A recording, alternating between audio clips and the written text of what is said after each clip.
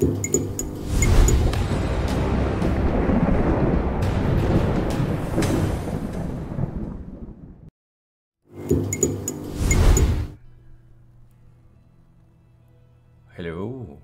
and welcome once again.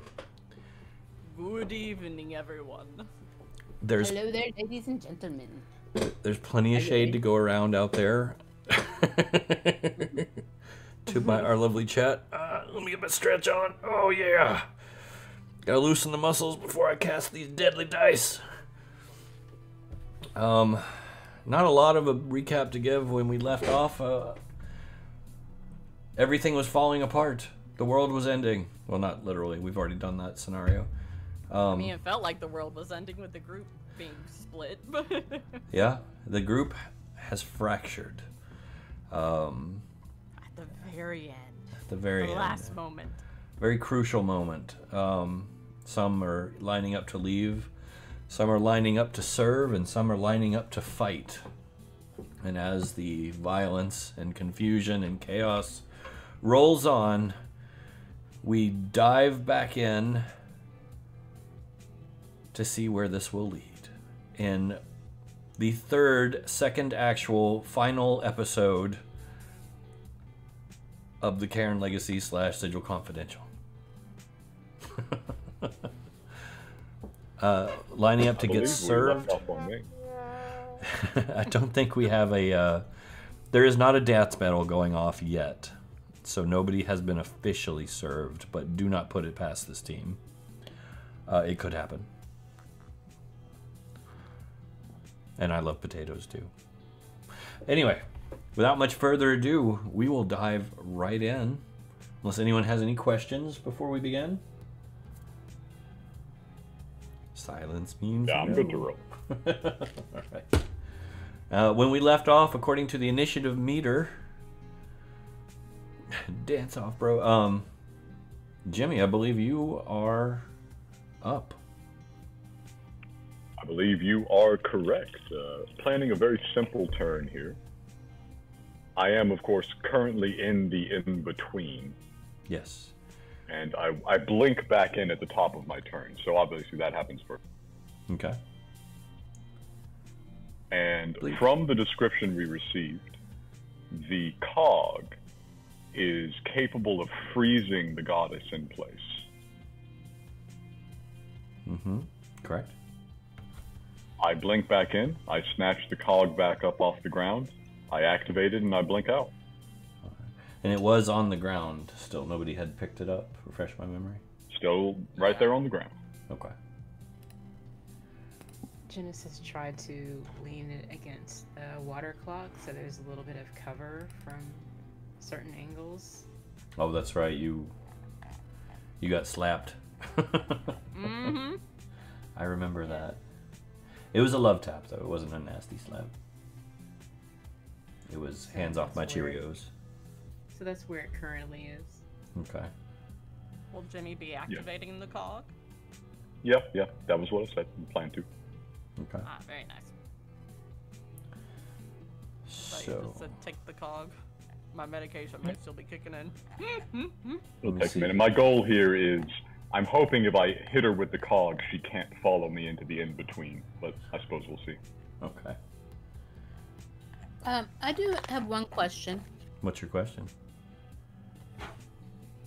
The Echo Stone we've been using to coordinate secretly. Are we connected to Lyraneth? Lyraneth? In, is it Lyraneth? The Lyraneth? Yeah, or Elwyn? Who we...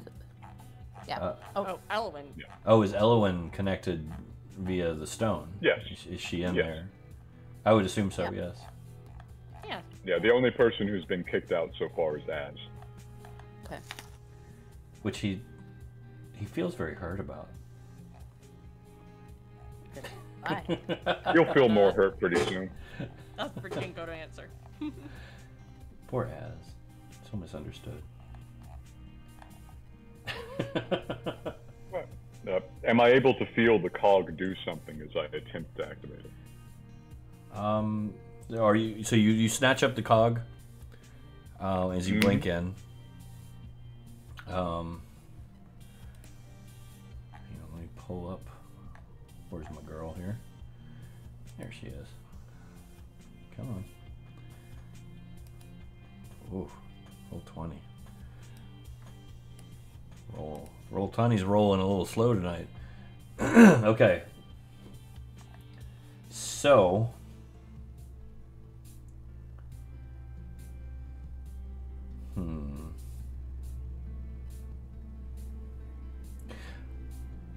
you know what? Since we're just starting and I'm feeling very gracious, I will let you activate the cog. You snatch it up, you activate the cog without me using a legendary action to... That's what I was waiting for. But you snatch up the cog and you activate it. However, it stops you from blinking too. Aw, hell. Well, that being said, that does change the rest of my turn's plans. Mm-hmm. I suppose Did that consume my action, I'll ask? Was it a full action to activate the cog? No, you literally snatched it up and hit a button. Okay. Also, just for reference's sake, Jimmy would probably be over here. I think the cog was over here because Genesis dropped off the water clock.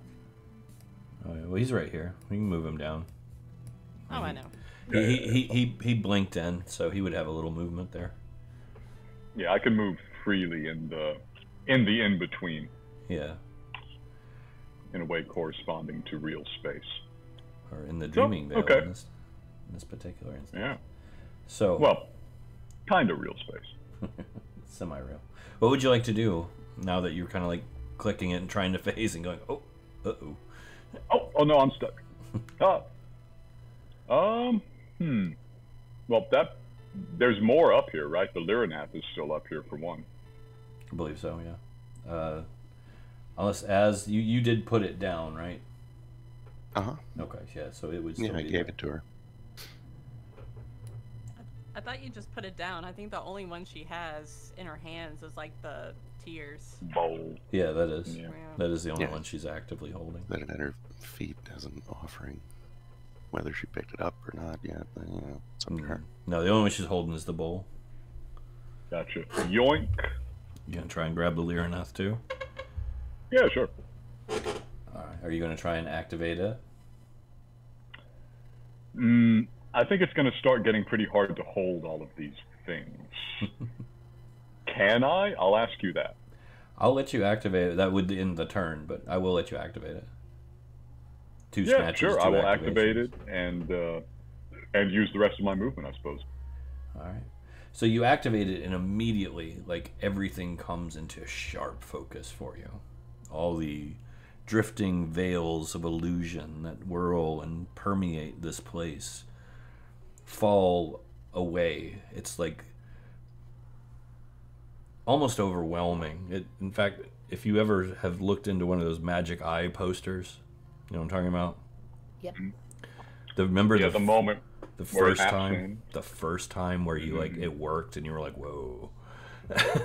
I remember it very vividly. It's kind of like like that. that. The 70th time I had tried.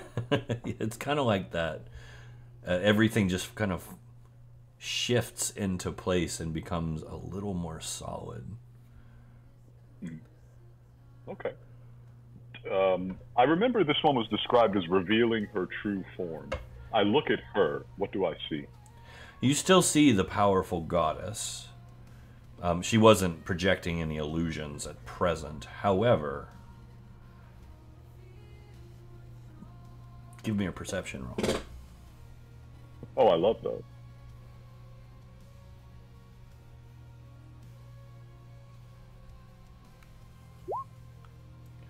There you go. Solid for a cheater.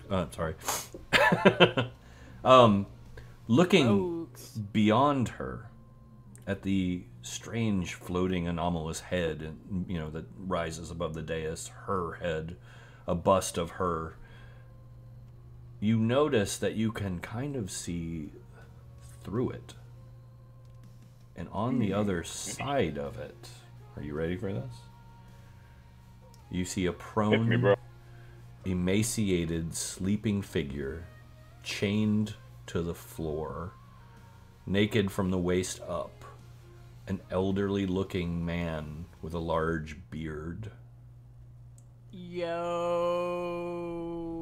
Oh. You don't say. Okay. Goin's alive. Okay. Well, that is a tremendous amount of revelations for the turn. I will communicate this over the Echo Stone link. Essentially, wait a damn second. She's got another god locked up back there. And I will use my movement with the boots of striding and springing to leap over the cone of fire that Uki has laid down. And that should end my turn. All right. And you are not out of melee range, so you do not trigger an attack of opportunity. Yeah, I figured she had some ridiculous range. I didn't even bother trying to escape. She big. All right. That works. However, it is now her turn. Dun dun dun. It is now her turn. Goodness. What do I want to do with this? She wouldn't like you very much right now, Jimmy. I don't think. I bet. I mean, nothing personal, obviously. You just stole It's just from like her. that sometimes. Yeah, it do be that way. Thieves, man. What you gonna do? God, what do I want to do? Because we got to play hard now, right? We got to play hardball. Right? Everybody agree? We got to play hardball. No, Are you the boss? no pulled punches. Oh yeah, this might hurt. Just remember, Jacob, like, you know, you got a +5 from Elwyn to your AC. Oh yeah.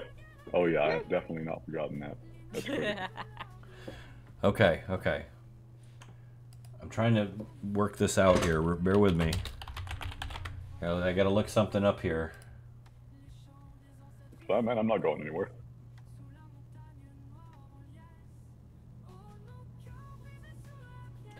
Well, that wasn't what I was looking for at all. That's terrible.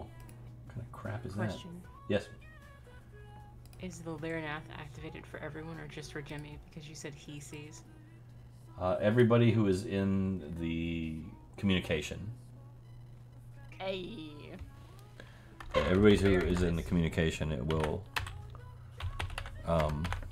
affect. So Goin is currently behind Idola. Yeah. Okay. Okay.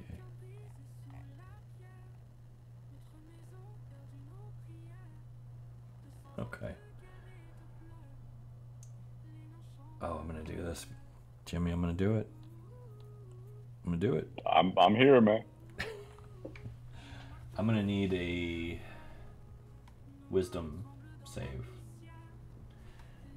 from you as she pulls out a vellum Okay. depiction and molds it into your shape with an instant whip of her hands. 24. 24. Ladies and gentlemen, Wait, +5. Because of the Songstone. Oh yeah, 29. 29.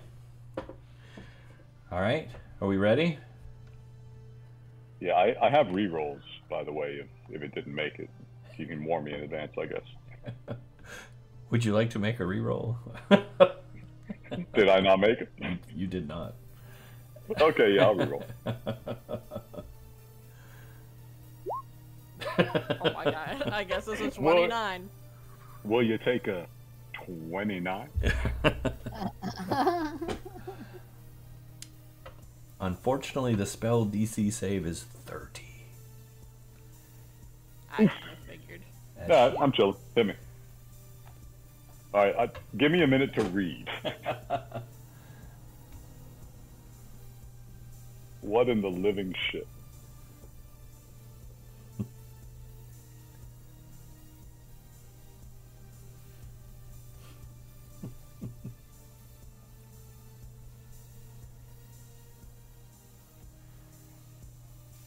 Yes. Okay, which version did she hit me with, I guess? You disappear. Hell. She has chosen burial. God damn it. Alright. Alright. So for now, we're gonna just. I'm gonna put skull and crossbones. Yeah, I'm no on. longer in the. I'm not in the turn order anymore. So, I will say the items are still in effect, though, and they went with you. Oh, okay. All right. You hear Jimmy say, ah shit, where am I? And beyond that, we're gonna go with. I almost hate to do this. 3, 4, 5. We'll re-roll the 1. Whew. Is she capable of hitting me if I'm entombed in a sphere far beneath the earth? Oh, she didn't hit you. She Oh, just okay. laid into Pohan. No, our And buddy. sent him squealing off a ways, where he falls in a hump of just fur and blood, whining quietly.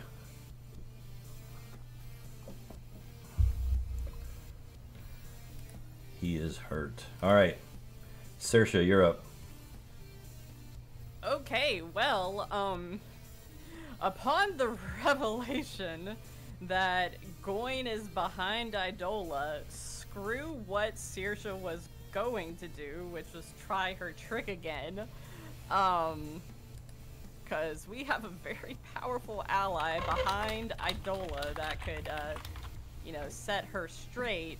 And what I think will help everyone right now is medicine for wolves. So Saoirse's going to start that up. All right. Medicine for wolves it is. All right, is that it for you? That is it for me. So remember, everyone, your, you know, base stats are now that equal to the person with the, like, you know, highest value in that stat in the group, which, you know, it's everything from Elowen. Yeah, 25 basically. All right. At the very least. So, Bren, you're up. What do you got? All right, I am looking for something real quick because what I'm going to do is not on any of my spell lists.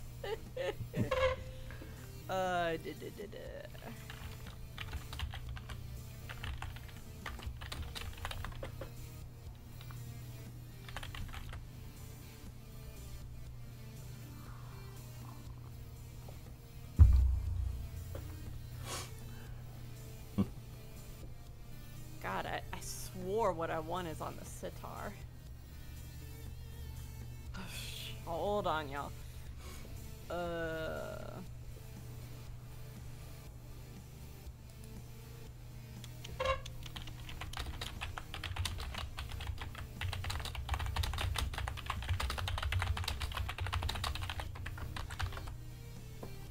Okay, so I want to use the spectral sitar to do the phantom melody, Okay. and I would like to use that against Az. Okay. Can you post what it does, or? Yeah, hold on. I'm getting there. Okay.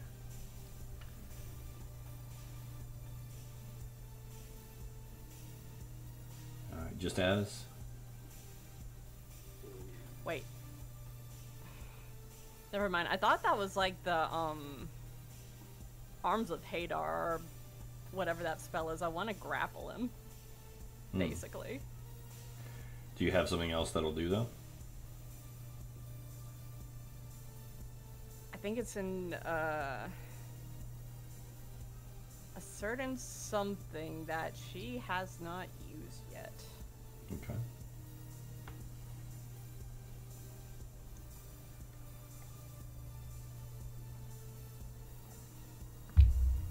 Sorry, y'all. I'm the one that's actually taking forever this time. Okay.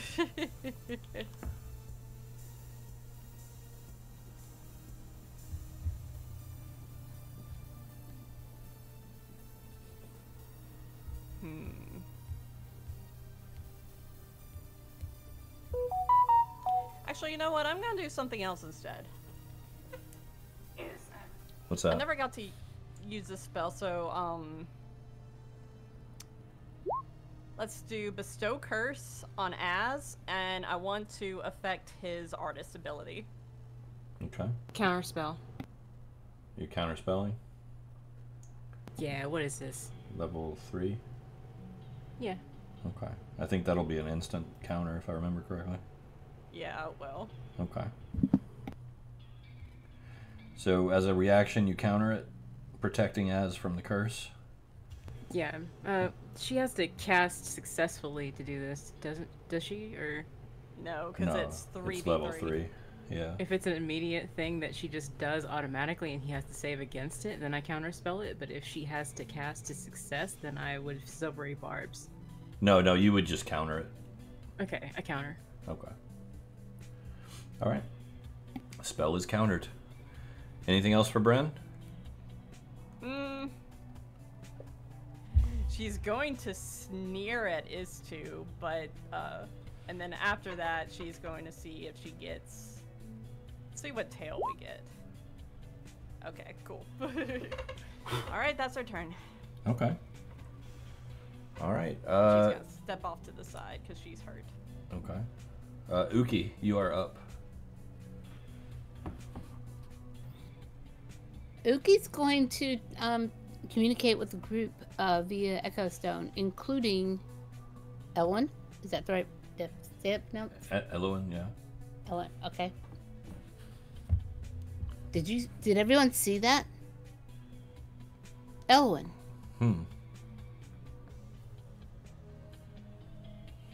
We've been up in this situation before. You've been quite an ally for us. What is any recommendations here? We've seen the illusion. What should we make of this? Yeah. She's told us what to do. Use the artifacts. We can take this goddess down. Yeah, more or less. To be fair as well, she would not recognize Goyne. She would not. Okay. She sadly would not. Oh, there she is. Where's my Elwyn? Well, I know that my comrades are conflicted, but based on Wilhelm's struggle and based on what we see now, what we're seeing here,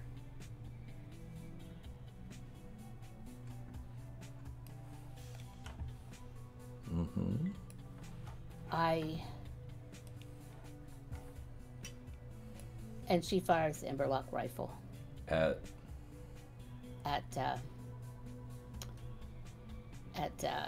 Idola? Idola. Yes. All right.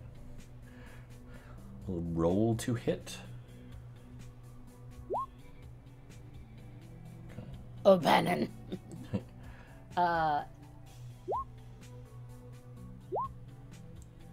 And now I was supposed to add, what was, Hell yeah. supposed to be able to add, how much was it, you said, +5? Does that affect attack rolls? Does it?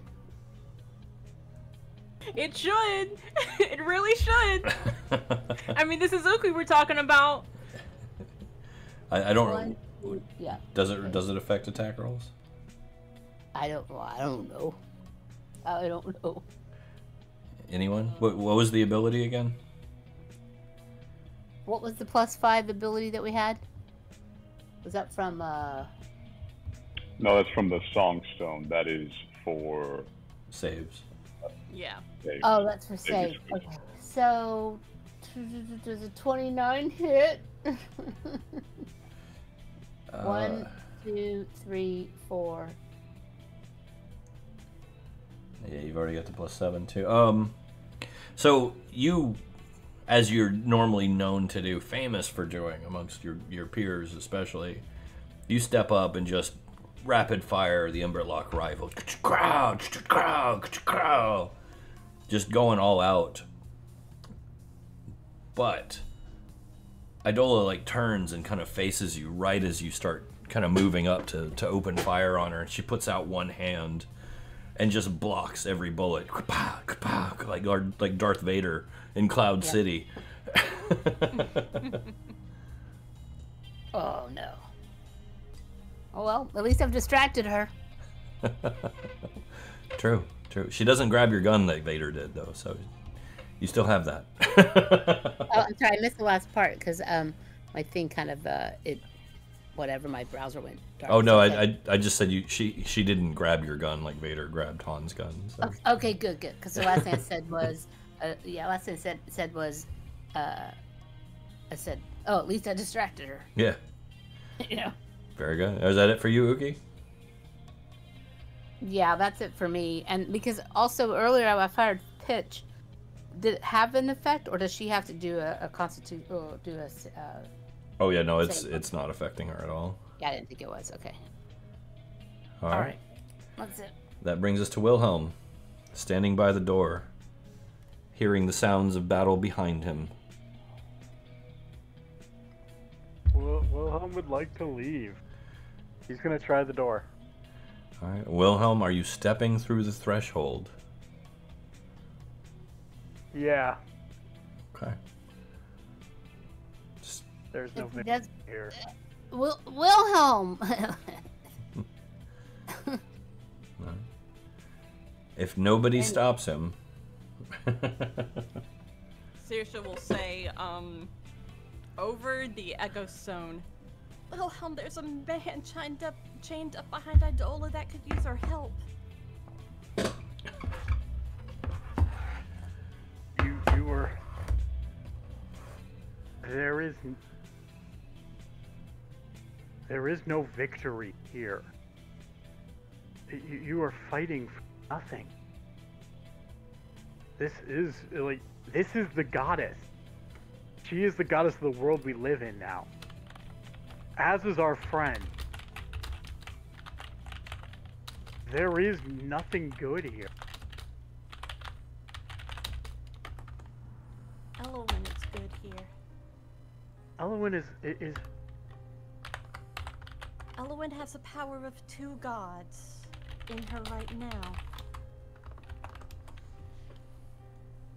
Elowen is not the goddess of this world, though. You want to break the world? The prophecy was Idola. She even said it. She's the one who did it. I think We've she's been a playing liar. her game. I think she's There's a liar nothing- and a manipulator. Why would she destroy the Shanakesians and then create the somnambulist did it! prophecy to help us? The Becks did.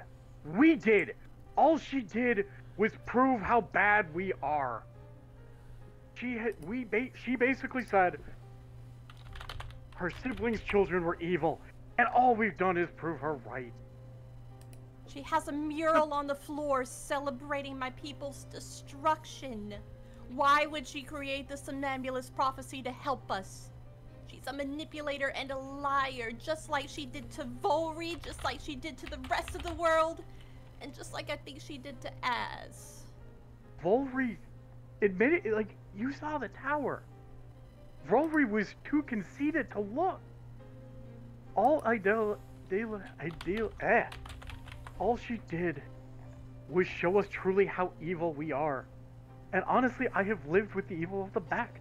She's right. The Beck are not good.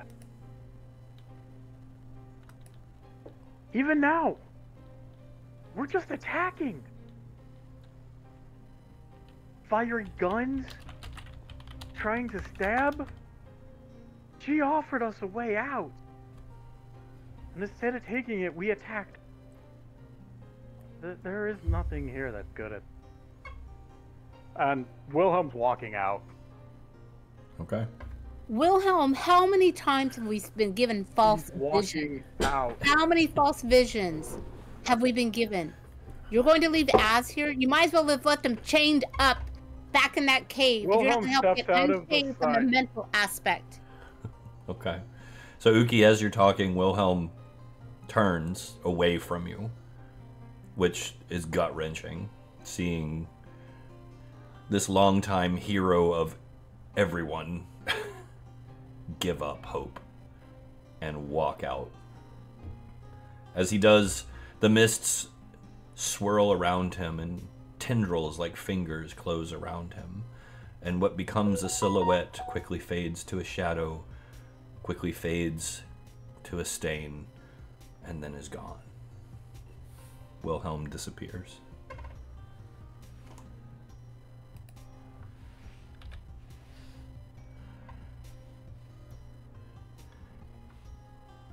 Deep breath. Alright, Az. He said he was a friend to Az. What kind of friend abandons your friend like that? Your comrade like that?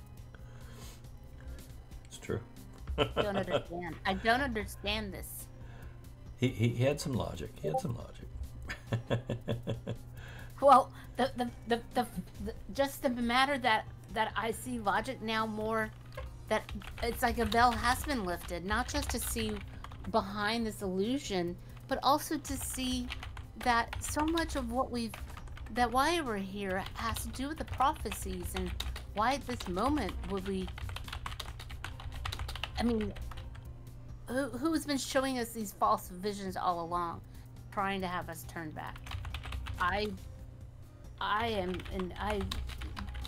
confused, but I believe that what Saoirse says is that we should be questioning this. And yes, we know now that there's actually, this may be a god. Because now what I want to say is, don't the Hyperstadians know about the Goin as well? Hello? You know who he is, yeah. Yes, Hyperstadians know who Goin is. So this is really what's kind of conflicting, is that that I've seen it, that mental image that is a very awakening as well. To be like, there's nothing here right now that is turning me from the path that I set upon when I first joined this group, and what Shillelagh was doing, and what Johan says. And if I turn and leave now, I am failing. Then all those visions I've been shown is by this deception. All a deception. Mm.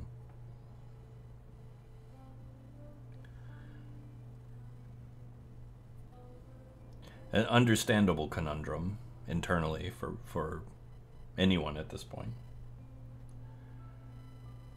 Understandable. But that would make sense that Uki is being torn up inside over this. And anyone else, of course, too. So as Wilhelm has left, Mm-hmm. any change of heart? No. Okay, what do He you want to listened. do? He heeded the warning and obeyed. I owe him a favor.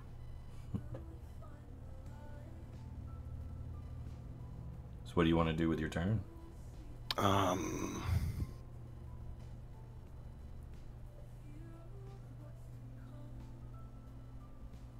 Something fun. Well, that's scary. Isn't it, though?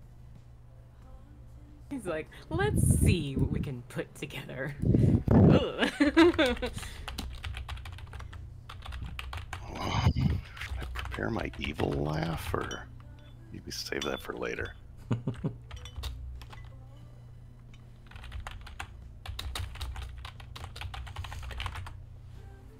I'm just gonna keep trying to drain my cousin, Elwyn. Okay, you're gonna try and drain from Elwyn again? Mm-hmm. Okay. Give me your power check. Oh, there it is. Okay.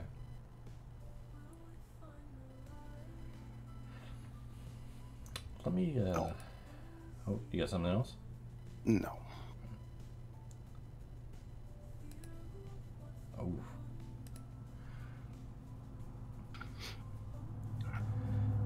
All right, so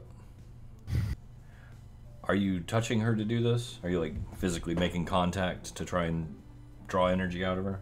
Or are you trying Yeah, to? I was giving her a hug. All right, so you're running, actually getting her like in a bear hug. Mm-hmm. All right. She is in a block of ice right now, though. Yeah. Well, that was the. It's like a frost coat, so to speak. Yeah, remember, Elwyn does know that Az has like betrayed everyone. Oh yeah, no, she's definitely aware, but she made a doo-doo roll. As you managed to like get her in a bear hug, and you begin to feel power seep into you from the contact. And she starts to kind of struggle and squirm to try and get away from you. Eyes wide. What are you doing? What are you doing? Let go. I need this. Just let me. Just relax. Let me. This is uncomfortable. Yeah. I'm not comfortable with the. I know what you're trying to do. It's nothing weird at home. It's not weird or pervy. It's just power creep. Not creepy. It's just. It is kind of weird, though. Actually, It's kind of weird. It's a little uncomfortable, but that's the player. Like the character is trying to drain a battery. Yes. There's nothing romantic in this, or sensual, or sexual, or abusive. Aside from murder, but I mean, there's a little bit of it's kind of merciful. There's a little bit of mercy involved. And we started this at Because like she's before too 9. kind and naive. Did we disclaim this one? 'Cause We didn't. You've been warned at home many times. If you're just joining us, I'm sorry. This is an adult stream run by children. You've been warned. Nice. No, just Az is just an empath, and he's just absorbing her energy. That's all. That's all. It is. It's a very hippie thing. It's light and love. Yeah. Is that it for you, Just S? nods, yeah. Yeah, totally. Yeah. Okay. Yeah. Well, that'll handle this turn. All right. Her turn. Elwyn. Let me get my notes on her real quick.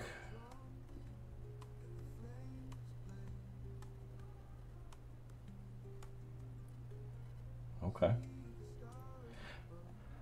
I'm sorry, I missed the question. I was spacing out. Oh no, it's Elwyn's turn. You're good. Alright. You should follow your friends. Let's see. I always knew he was the smart one. Can you give me an opposed athletics roll? Az? Oh, well, she tried to break out. You are still taking about 9 points of damage per round, though. As the frost begins to coat you as well, she's like packing it on. Anything she can do to try and discourage your plans at this point. You're getting covered in that frost, and it's starting to sting and bite. But no, she didn't manage to break free. All right, Genesis, you're up.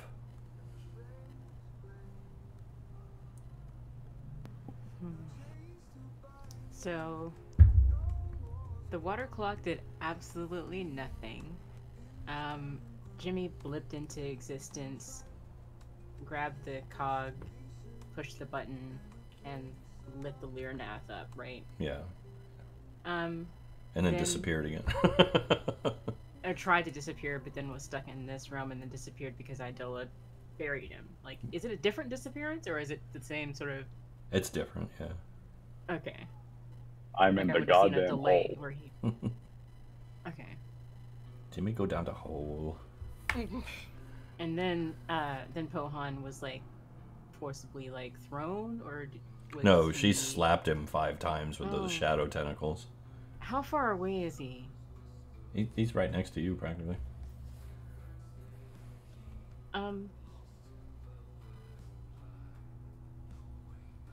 So I know I'm not a medic, but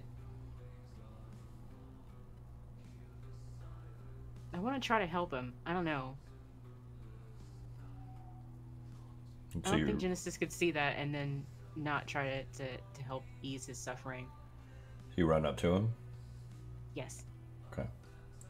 So you run up to Pohan. As I said, he's laying on his side. His breathing is very shallow.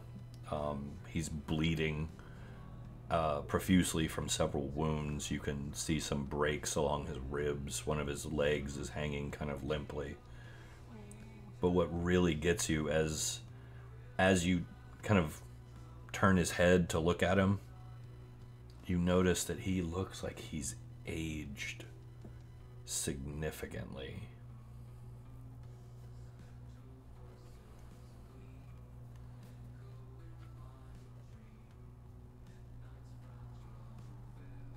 So even if I healed him, that wouldn't do anything. Or It might. It might. You never know. I'm not the healer. Fair. You are a very powerful psychic, though.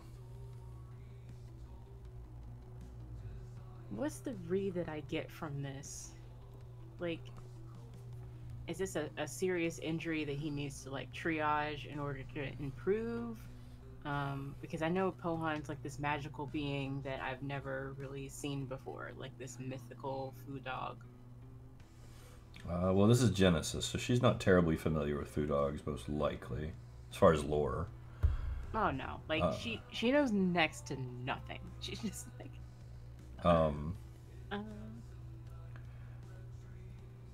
So what is she trying to assess exactly? So let's try that. Just the state of his health. Right. What's the best course of action? What's the most humane thing to do right now in this moment?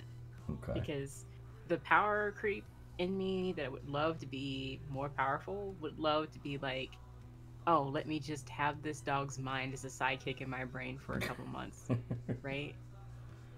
But I don't know if that's what's best for him, you know? Well, he's still in there. Is he gonna be okay, like with the breast in and food and like injury treatment and suturing and so forth? It's very hard to say. Like, I don't know what a mortal wound looks like, so I don't. You're welcome to try like a. If you want to use a power, you can. You can try to do like a medicine check if you want. Mm-hmm. There's a little bit of a dip on this map here, and I wonder if that's indicative of this being a stage. Yeah. Okay, so can I move from here to here and grab him, and then move down here? Yeah, And do that? I'm gonna make you do a strength check. Oh God. Just No. you have to keep in mind it's dead weight, and he is bigger than you are. Like he weighs more than you do. Fair, and I don't know. I'm not good. And I assume you don't just want to drag him off the ledge, no. thump. Of course not. I mean, I can use my mind, right? Like, I don't have to use my arms, to be fair. That is something you can do. And that would be gentler. Much. She's not exactly the strongest person, but then we do have this medicine for wolves going, so I guess she could try. I don't.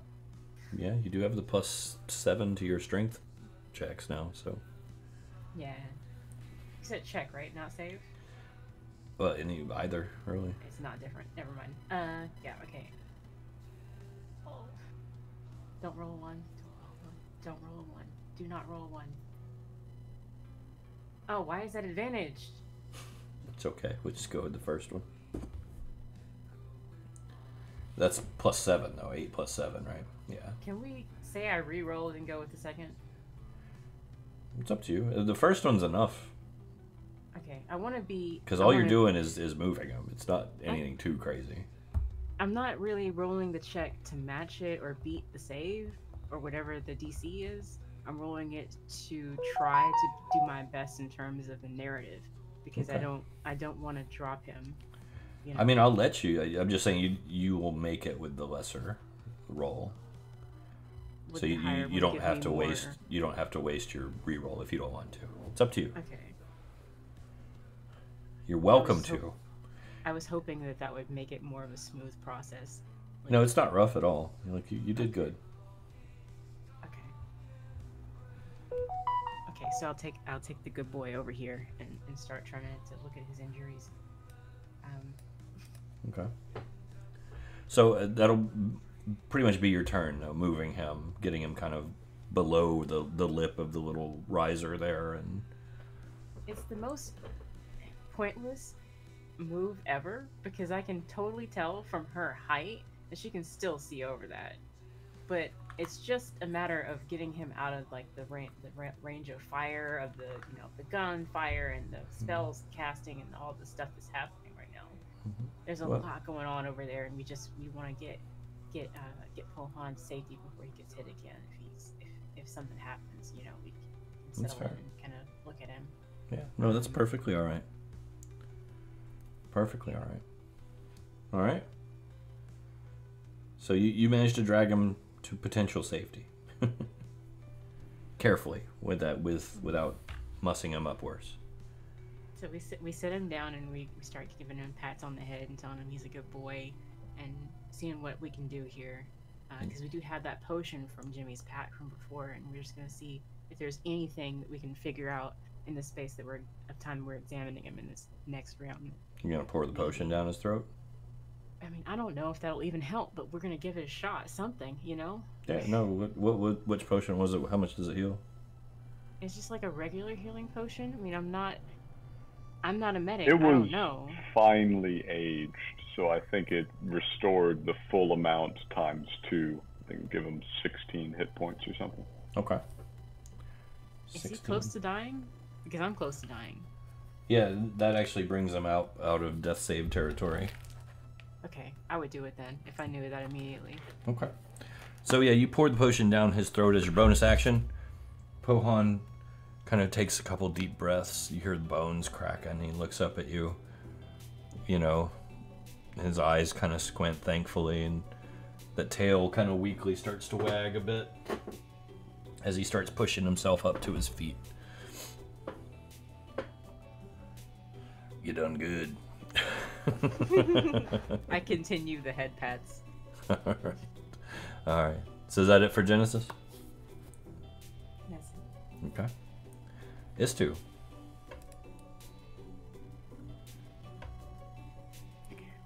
Is this dude gonna carry on out the door as well, or? I had to shake off the empathy. I've not really, in the entire space of the time that I've played both these characters, had to play one behind the other. It's okay. So this one's at the door. Wilhelm's left already. Az is advising that we leave. So I think Istu would spend a moment conferring with Cinder, just to make sure we're still on the same page, like we were before. There was a little twinge of sympathy for a second with the yelp of the dog, but I see that that the feelings one has got that covered. And I am not of the healing variety, so I think we put a hand on the door and opened it. You pushing through?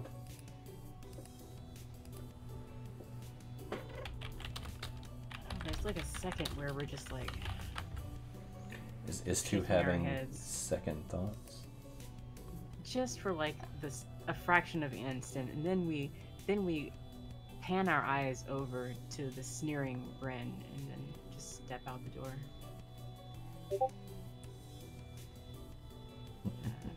I would say both Istu and Cinder go, since our turns are next to each other. That way you don't have to. You are back to back. That way you don't have to dwell. Okay. All right. So the both of you step through the door. Yeah, we were lined up last session when Simon was here to play. So Yeah. I'm just gonna continue with that. All right. So if nobody stops them, They won't. or tries to, or the world doesn't explode, that type of thing. Istu and Cinder step into the mists, are entangled, engulfed, swallowed, and then gone. Poof.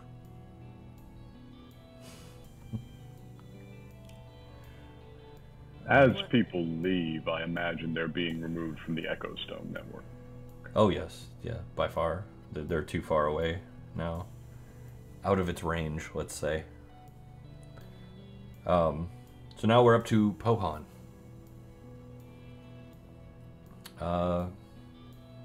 He pushes himself up to his feet. You can hear him kind of groan and whimper slightly as he does, and he looks up at you, Genesis. And he licks your face. He says, "You know, I once had a partner. All of my kind come in pairs. And I failed them. I failed them and lost my place. I failed them and felt... Now a little there, chirping. I failed them and lost my place. I failed them and felt the sting of time. I can't let that happen again. I'm sorry." And with that, he launches back at Idola, Oh. roaring with all of his might. Can Brent say over the Echo Stone, like for Pohan to get the guy that's chained up because he might be helpful? At this point, I don't think he would. It's probably the most resonant thing that Genesis has ever heard. Like the falling from your place and disappointing people. You know. Yeah. She really feels that. And her eyes kind of well up with tears as she's watching him run back into battle. She's like, dang. That's one brave boy.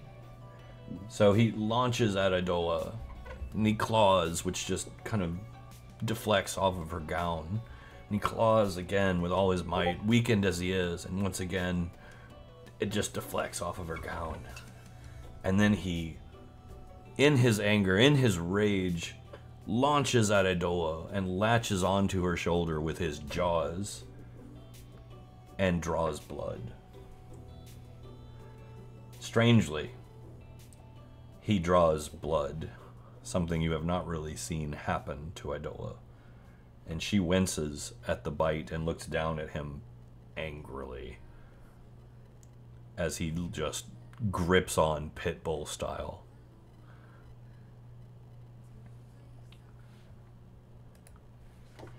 Alright, Jimmy, you are In the goddamn hole. in the hole. Asking you a question about the hole. Okay, what do you got?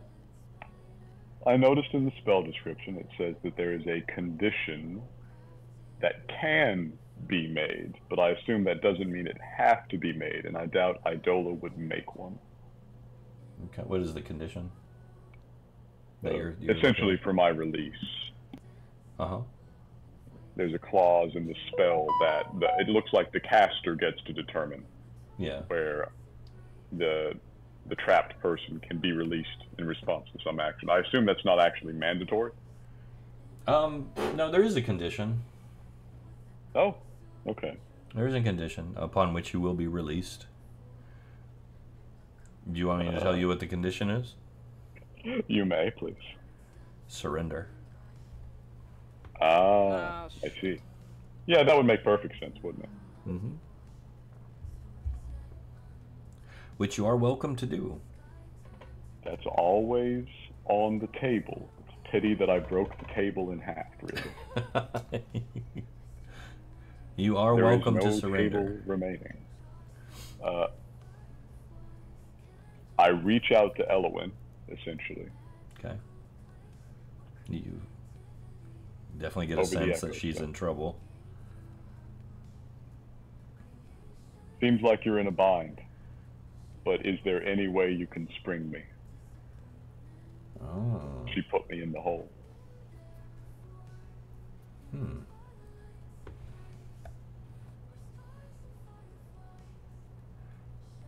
Through, like, straining, gritted teeth, you get a response. I will try. Thank you. And to...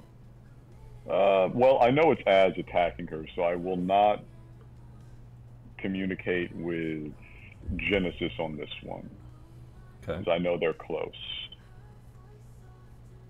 Specifically, I'll reach out to Ghost and Uki, who seems to have her shit together. Okay. Try to get Az off the goddess. We need her power. That's my plan, Jimmy.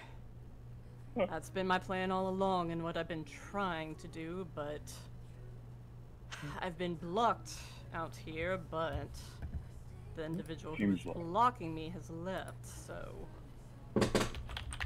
Do try to be subtle about it.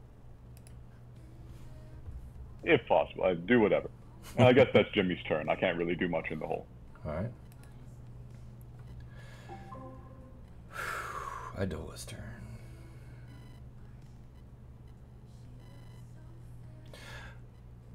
Trigger warning. If you're sensitive, cover your ears. Oh, what's the liner veil that we're working off of? Is this having to do with animal death? Yes. Is this gonna... Oh. I was about to ask if it was body horror. It's animal death and potential body horror. So if you're sensitive, out of polite kindness, cover your ears for a moment. Okay, yeah, I'm going to temporarily mute my headphones. Just post in the chat when we're in the clear. You're good. You're good. So,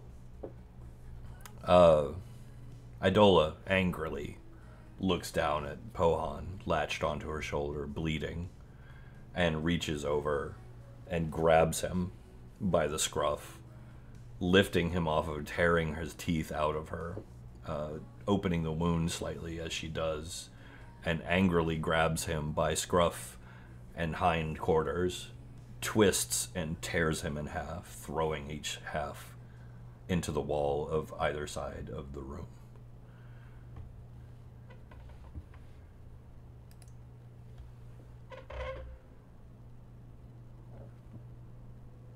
And then turns her attention back to the rest of you, a little more pissed off than before. Can I ask some very detached questions? Yeah, is this in? Can I give the all clear before you do, or should I wait? It's related. Okay, yeah, go ahead. I'll wait. Is there a moment between the grabbing where someone might be able to take an action?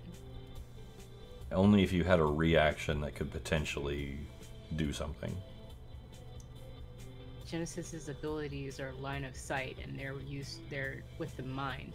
Mm-hmm. They don't really need the time that might take. Yeah, and we already know what's about to happen.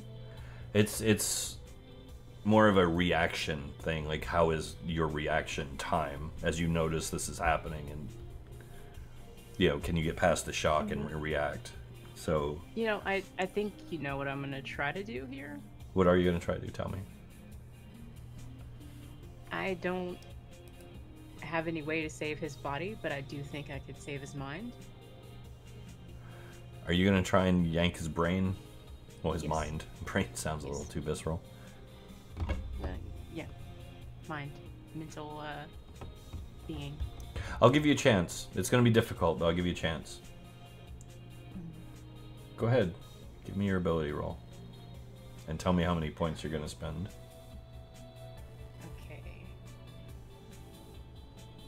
Let me see, advanced roller for this. Plus 11, and then plus 5 from the thing, right? Mm-hmm. No. That's just for saves. Medicine for wolves. Yeah. Oh, that's... Stats. That just maxes out your stat. Yeah, those are So- 25, which is Yeah. way higher. Than Plus, what it would be a +7 instead of whatever your bonus is. It's an 11, so... Just if whatever your stat bonus is. Okay, yeah.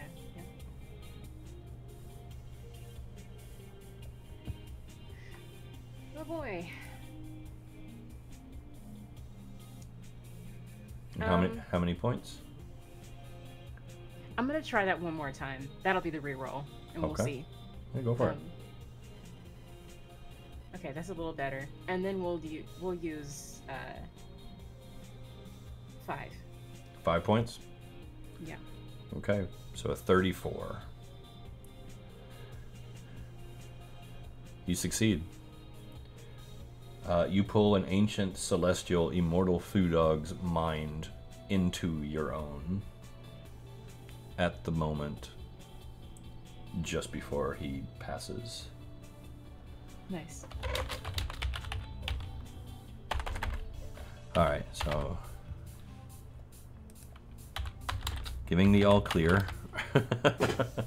Yeah, I just wanted to ask because I know timing is crucial. And if I That's wait alright.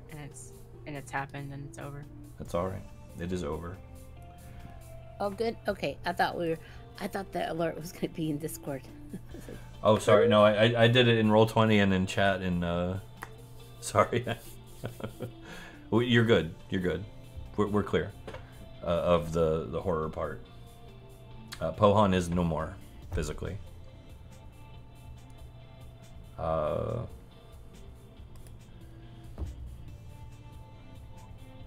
My thanks for your patience, and we will carry on.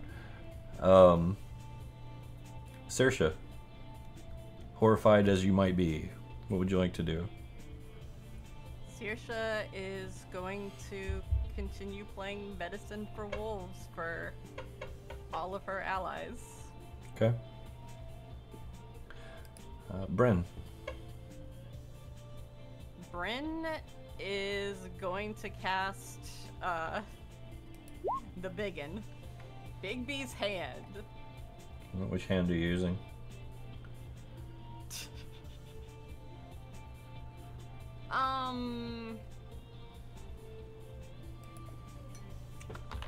Grasping hand. I am going to try and restrain Az. I want to get him off of Elowin.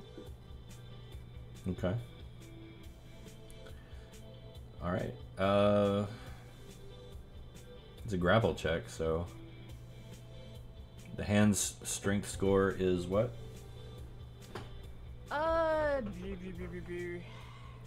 Is it 26. 26 plus 8? Yes. Yeah, All right, plus 8 mod. Az, would you like to do an opposing? Yeah, sure. Okay.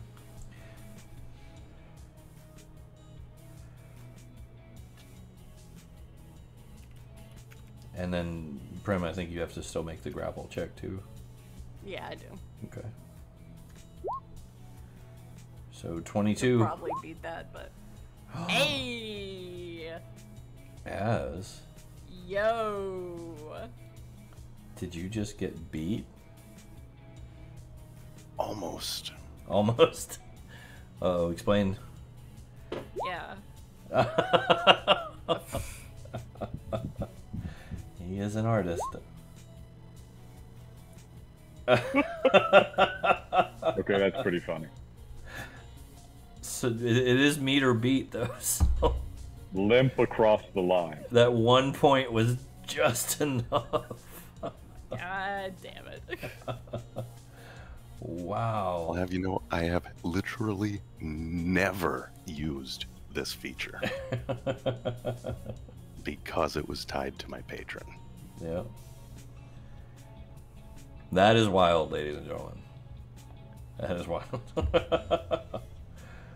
Az is putting up the big fight. All right, anything else for you, Bren? I believe you still have the hand, so you haven't lost it. You just lost Yeah, that no. round. Yeah. Yeah, she's just going to step back out of harm's way, but that's it for her. All right. Uki. Theoretically, Mm-hmm. Could I use the Emberlock rifle on Az for subdural damage? You couldn't do subdual, but you could try to do non-lethal shots. You could aim to cripple or debilitate. Unless you want to try to beat him with it, then you could do subdual.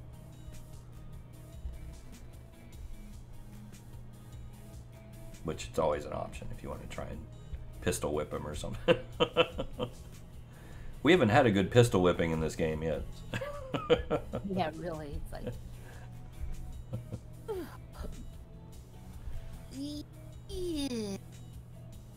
Because essentially you're saying that I'm just trying to understand the balance of Az versus Elowen as far as who actually has more power, battery power. I won't say firepower. Who is? Because you said Elowen has a strength of 2 gods. Well, she's got divine slivers in her. Oh, she is. I see. Well, you said that Bodhi and Zevran gave their full divinity to Elowen. No, there's slivers of their divinity. Otherwise, they would perish. Okay. Young godling versus really jumped up mortal. Yeah, pretty much. Technically, Elowen is more powerful. She just has no clue how to use it. Yeah. Well. Unfortunately for her, Az knows how to use it. Yes. Yeah, Az does. which is why Uki is standing there and looking at Az and looking at that Idola and looking at Az and looking at Idola and going, okay. There's also a chained god behind Idola. Yeah. I'm going to use steady aim.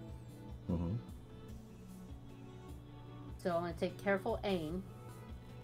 And I am going to on each hit, the weapon deals additional damage to the target equal to 2 plus half your fighter level. I'm going to attempt to shoot her with the Emberlock rifle, striking her in the shoulder where the blood has been drawn by our dear departed Fluffer. Okay. Okay. Aiming specifically for the wound. Specifically for that wound with the Emberlock rifle. Okay. Go for it. Let's see what you got. 32. So you nail her right in the wound that Pohan left in her shoulder, and you see the bullet just tear through god flesh and out the other side. And she kind of jerks back, and her head whips around and locks onto you, Uki, angrily. I take my second shot that is going to basically be about a few inches towards her mid-center. Okay. Still aiming for the wound. Still aiming for the wound. Oh, you love this. 7. Wow. Uki. Okay. It rips through her again. God flesh tears and splits. Blood flies out in a spray behind her that sparkles majestically in the dreamy mist of the chamber. Take a third shot. Whoops. Oh, there, 34. That's another hit.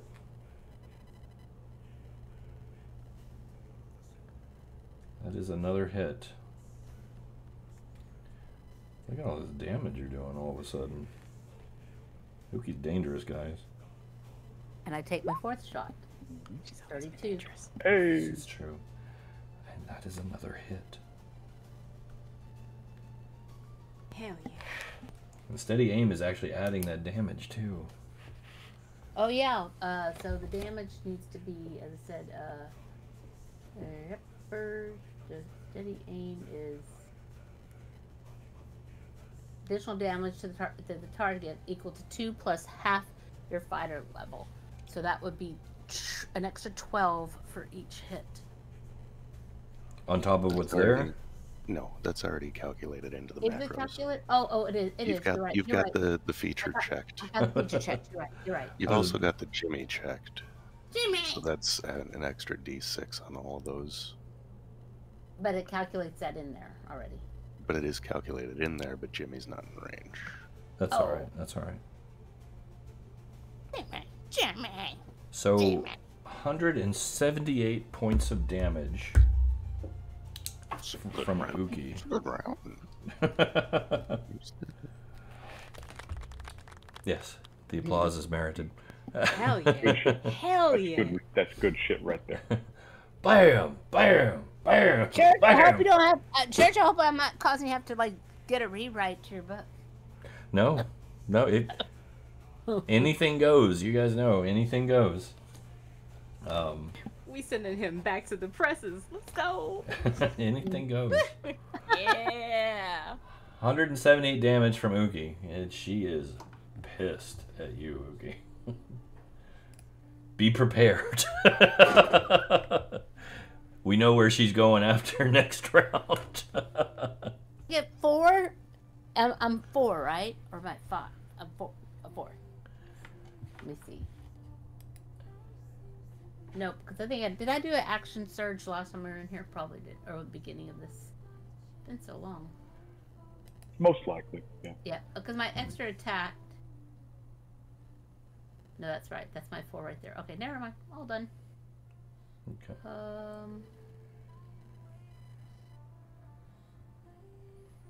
Yeah. All good. All right. Is that it for you, Uki? Yes. All right.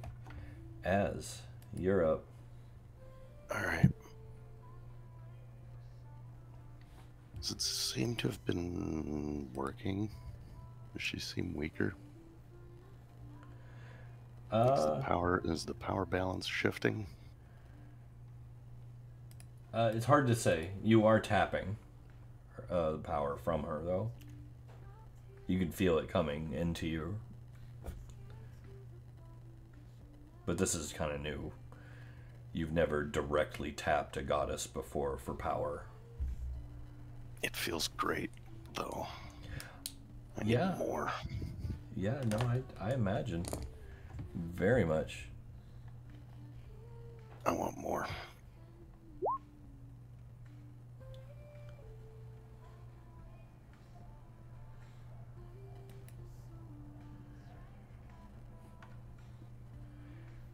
Oh boy. You're really going for it.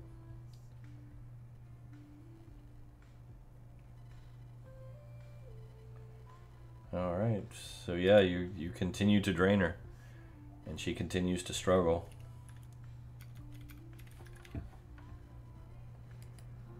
Is that it for you?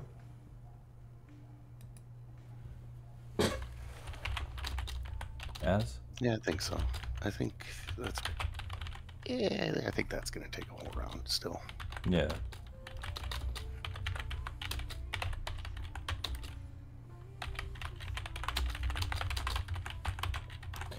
All right. So we are up to her turn. Elowen, yeah. All right. So, I guess it's time. Elowen ceases to struggle and goes deathly calm. And you see her just kind of stop and take a breath, and her eyes open back up, and there's this dark, shadowy, ultraviolet glow that has taken over where the whites of her eyes used to be. You, as in contact with her, and through the stone that offers communication, you can sense this tension snap in her. You can feel that she is starting to fully understand the weight of her fear and her uncertainty and her resolve in the face of the challenge that she faces right now. Her heart ceases racing as it was before, and where her thoughts once swirled into a maelstrom of emotion, it streamlines and becomes calm. Her form begins to glow with an intense, radiant light, so bright it momentarily blinds everyone around her. Not enough to give a penalty. This is creative description. The light emanates a little bit. Yeah. Ooh, that's bright. The light emanates from deep within her, pulsing with the rhythm of her heartbeat. And as that light begins to shine, her eyes become two twin suns blazing in a golden hue that pierces through the darkness that had surrounded her and the spire. Tendrils of pure energy arc from her body, intertwining and weaving a protective cocoon around her and everyone who has shown themselves to be an ally in the room. They shimmer with a spectrum of colors, each representing a facet of her burgeoning divine nature. And as this occurs, a deep resonant hum fills the air, building in intensity until it becomes a deafening roar. The sound is both musical and chaotic, like a symphony played on instruments made of raw energy.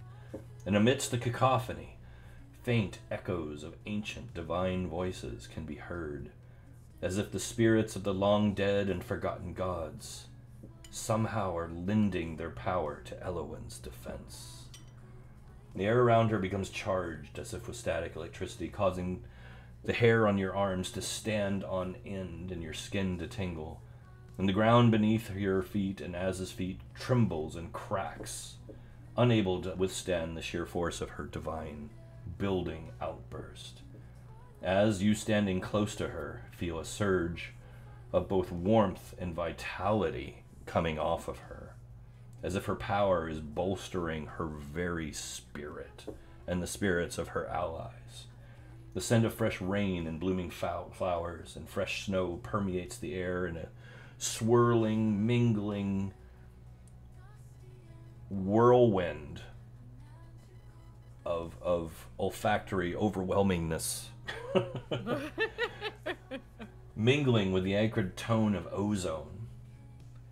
And you get a sense that this is the smell of creation itself and destruction, a strange duality emanating from her.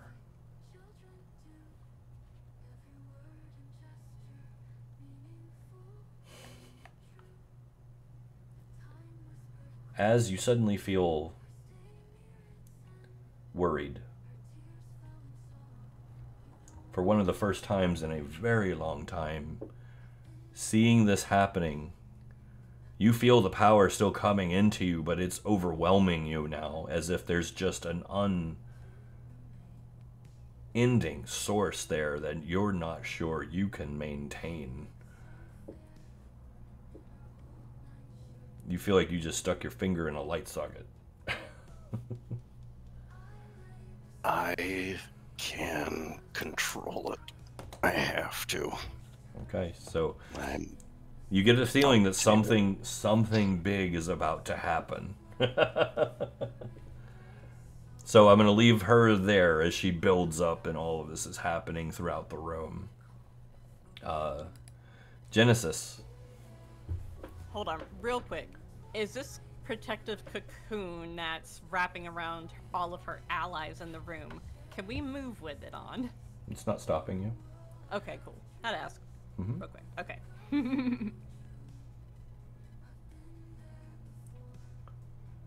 All right. Genesis, Yes. what do you got? Hmm. You hear a voice in your mind.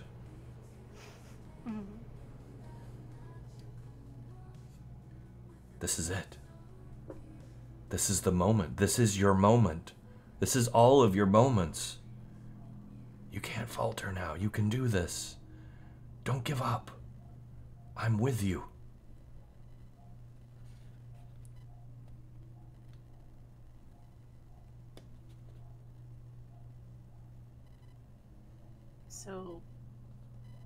I'm considering this, but I'm also considering the fact that when she struck initially, she said that it doesn't damage the people who don't take up arms.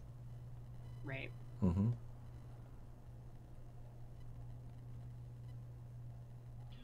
If I change my mind, does that come back? Can't say. So it's not been communicated to me that. Well, nothing about what's happening with Elowen has been directly communicated as far as what it means. No. I meant like the initial thing where Idola hit everybody for a certain number of points, and we were all like, you know, people who aren't fighting don't get damaged. Oh, that, yeah. Once If again, I do fight now, it's kind of hard to say.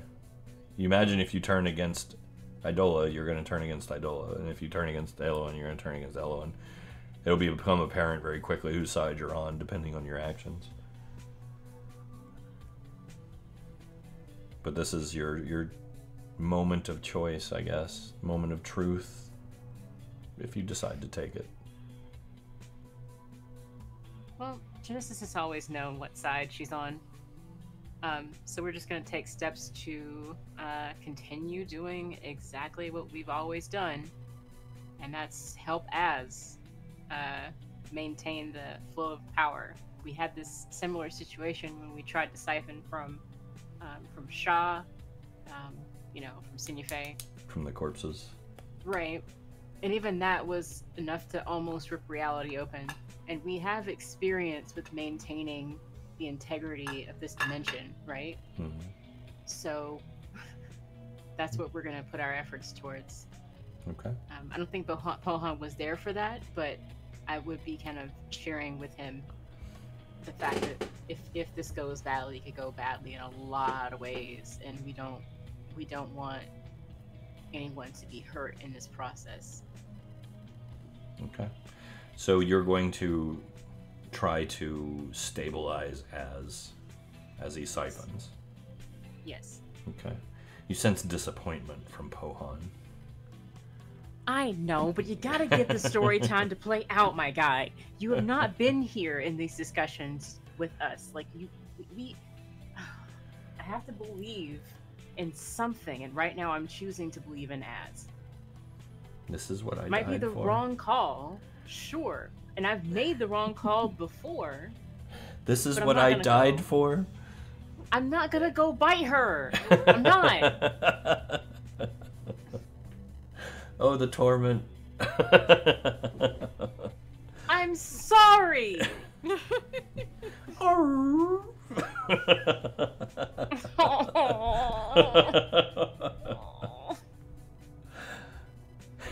You're good. Go ahead. So you're gonna try and back him up. Yes. All right. This could go very badly if it goes nuclear, and we don't want that. So go ahead, do your ability roll. Tell me any points you're gonna spend.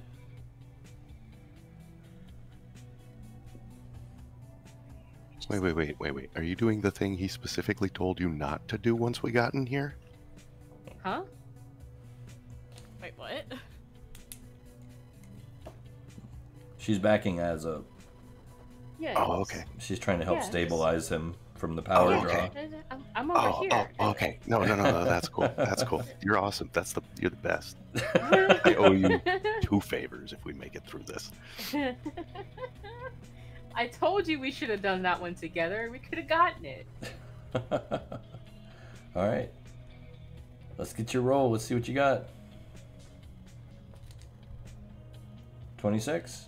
How many points? 3. 3? Okay. It might not be enough. I don't know. All right. Trying Worth a try. Jimmy? Things are getting wacky topside. What do you want to do? Anything? Genesis is exiled from the Echo Stone network. Okay. That's an I would easy like one. to choose to hang up, actually. I don't really... That's fine. My abilities are completely mental, Yeah. first of all. I don't know if there's any visual indication of what I've chosen to do, and I'm not exactly talking about it out loud. And Jimmy's Well, pulling I will around, say so- he would have heard Pohan. Pohan was in the call? Yes.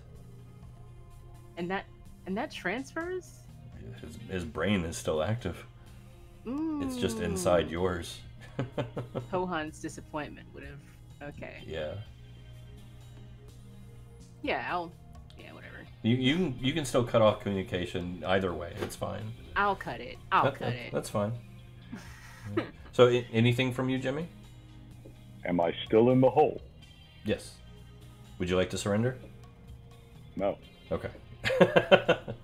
I'm giving you the choice. Is there anything else you'd like to do while in the hole?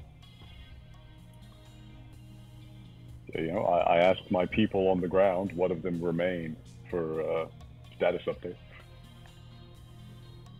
Well, we've got the Doc, Istu, and Cinder who have left. Of the people still fighting Idola, it is myself, Saoirse, and Uki. But Elowin is looking very powerful right now. Then we have a chance. And I'll end my turn. All right. Idola's turn.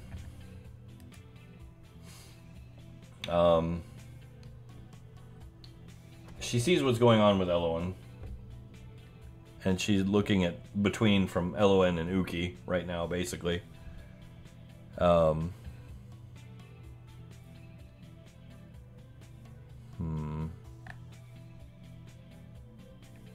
She's locked down.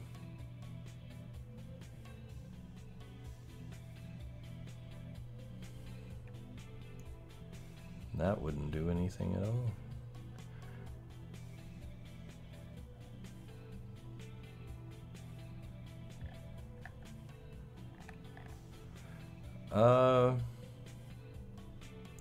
Alright, Uki. We're gonna go for you. You heard her. She's mad at you. You ready? Good shot. Mind Shatter. Give me an intelligence save, please. Remember, you have unholy bonuses to doing so. Oh, Yeah, okay.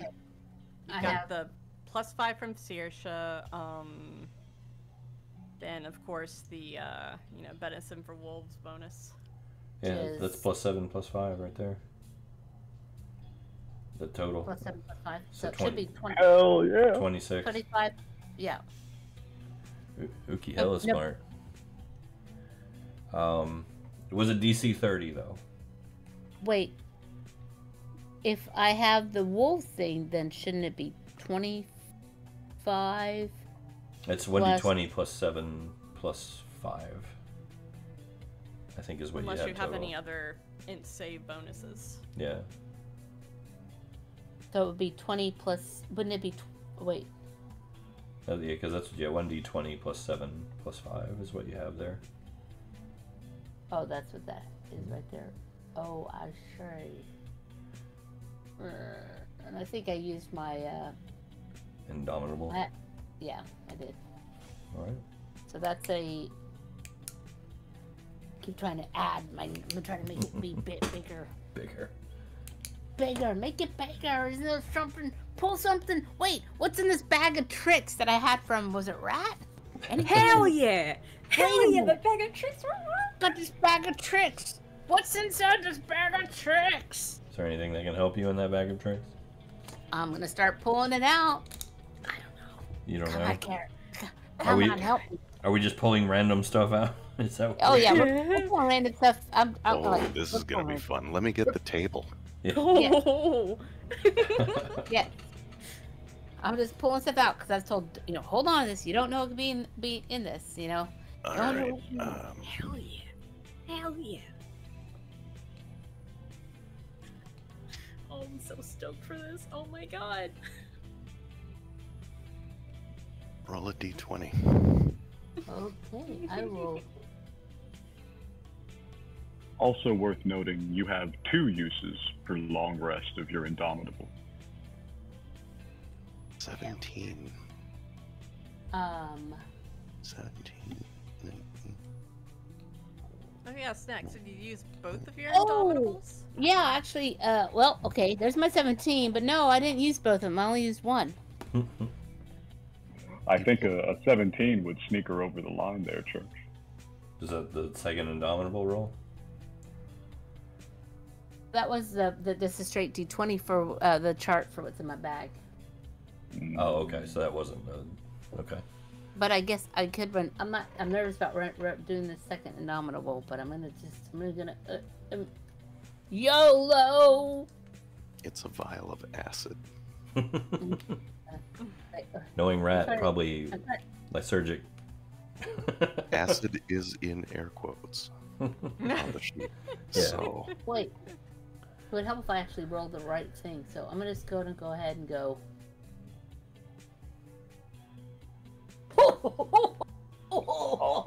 Wow. No! One sword. Sure. No. Wait. But don't I get added +5? Oh wait, it's already on there. Is it already? No, that's it's already on there. The Phantom Melody's on there? Oh. no. Goodness, I'm It's a DC 30. It's so close. Anybody got a luck point you can give me? Wrong. Out of character, you already have one. You didn't use it yet. I haven't used it. I Yeah. haven't used any luck You have points. Fortune's favor. I'm going to use my one luck point I've probably been hoarding for how many months now as Uki? Do you have a Unnecessarily, luck because point? I could literally recast it on you. Of Fortune's favor. I'm gonna use my Fortune's favor. All right, that's Hell a yeah. reroll. Wait, does Uki get to roll that at advantage, or am I misremembering Fortune's favor? Oh wait. Fortune's favor is not advantage. It is an extra d20. It Yeah. applies after advantage to give a third if somebody has used advantage. Yeah, so you get a third roll if you want to use it. Go for it. Let's see what you got. If... No. Oh, I tried so hard. Mother of pearl. So, I'm gonna start- 85 points of damage, Okay. and you are So- stunned for 1 minute. Okay. 85 points of damage. Did I get damage before, or did I just forget to reset myself? Damn it. Sure. It's psychic damage if it matters. But yeah, you're stunned for 1 minute, although you do get to make your save again at the end of each of your turns. Okay, so that puts me at 224. Okay. All right. She walloped you. Huh? She walloped you. Okay, well, hold on 1 second. So, if my current hit points is 194 and go to 85, then that puts me at 109, right? Right? Okay, so Does I it? just want to make sure that everybody knows before we go any further that I do have. I am a survivor. Mhm. So let's just talk about that when we come to my turn, because at the start of each of my turn, I'll be regaining hit points equal to 5 plus my Constitution modifier, if I have no more than half of my hit points left. Well, that's neat. Have you never been below half hit points before? No, I haven't ever. Wow. Wow, exactly. Wow. No, well, at least if I have it, it was long before I got anywhere near 18th level. So it wouldn't have, I only got this at 18th level, so. So she has one more action. Dear Uki.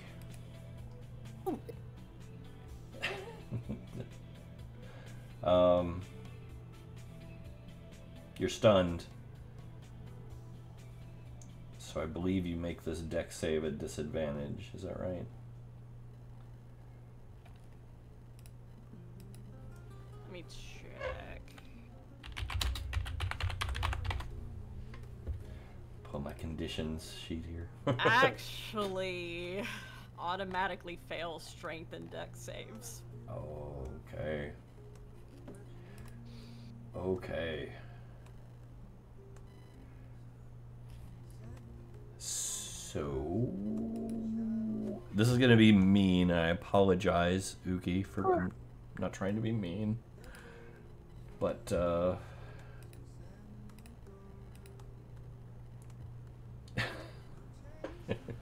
she launches a green bolt of energy at you. Back do I fly? You don't.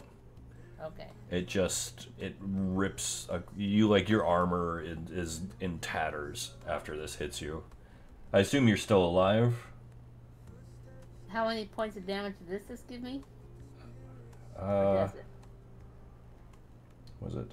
Is it 104. 104? 104? Disintegrate did 79, so I think you're still standing, Uki. I think you're good. Wait. Am I taking 79 off or 25 and 79 off? She cast Oh, she a cast higher it. Never level. mind. It was an upcast, yeah. Okay, so the combination of both is what I Yeah. take off? Yeah, 104. Are you Yeah. still alive? I got 5 points, 5 hit points left. Holy shit. I'm actually happy. I didn't want this to be the second time I obliterated a character in this campaign. Well, in the combination of our great campaigns. Yeah, rip Timber. All right, so yeah, Same spell too. I know. That's why I was like, damn, the I was like, brutality. I was like, I hope this doesn't kill her. But yeah, your armor is in tatters. You're standing there stunned. Your hair is smoking. Like anything that's not magical that you're carrying is just shredded after this hits you. Poof. But you're still alive. and That'll work. her turn is over. Good. Saoirse.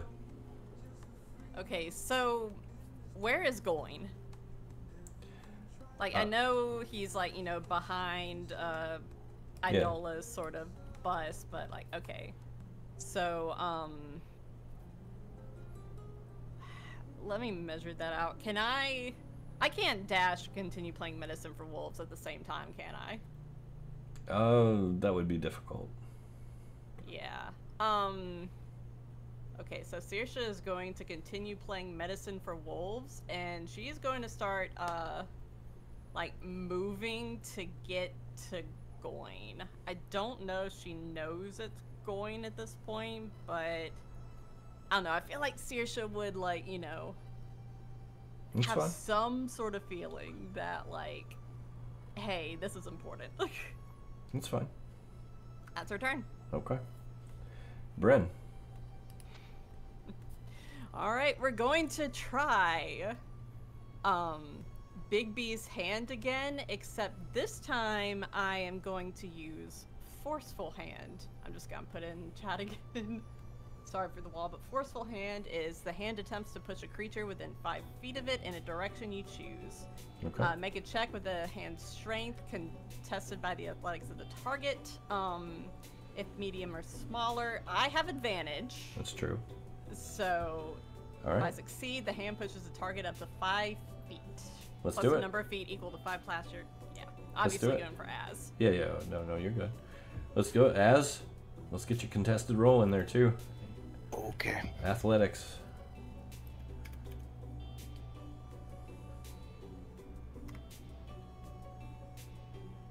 No. Hold on a second. I I forgot the actual roll in the command.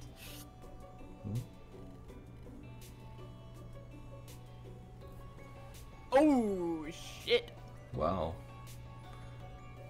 Az, you got any freaky tricks you're adding to this, or did you just lose? Nah, this time I got pushed off balance a little bit. All right. Yeah, he's getting pushed back here, and let me do some math to see. Yeah, what's the distance? Yeah, And, let's A see. question about the save. Which save? This one. If I'm assisting him, does he get any modifiers for that? Oh, this isn't a save. It's a contested athletics roll. It's like it's Yeah. almost like a grapple. But if I'm bolstering him, that does nothing to affect that, is what you're saying. No, not with this. You were bolstering his ability to channel power. Okay. Yeah, so he Thank gets, you. Yeah, Sorry, no Ann. worries. You're good. he Yeah. gets pushed 40 feet this way. 40 feet which way? This way that I'm taking. Okay. So, yeah, pretty much back to the wall. Alright. Cool. Az gets shoveled back to the wall, Yep, carrying you and out of Idola, basically. Yep, and the hand is within 5 feet of you two on that too. So like, yeah, it's almost like this hand is like, you know, pressing you against the wall. Consider, I didn't even plan that. It's all up in your face. Yeah. All right, so as you're talking to the hand. That is Bryn's turn. All right. You Uki. still have an action. That was a bonus action. Oh, you're right. You're right. You're right. Was there something else you wanted to do? I'm sorry. Let me see.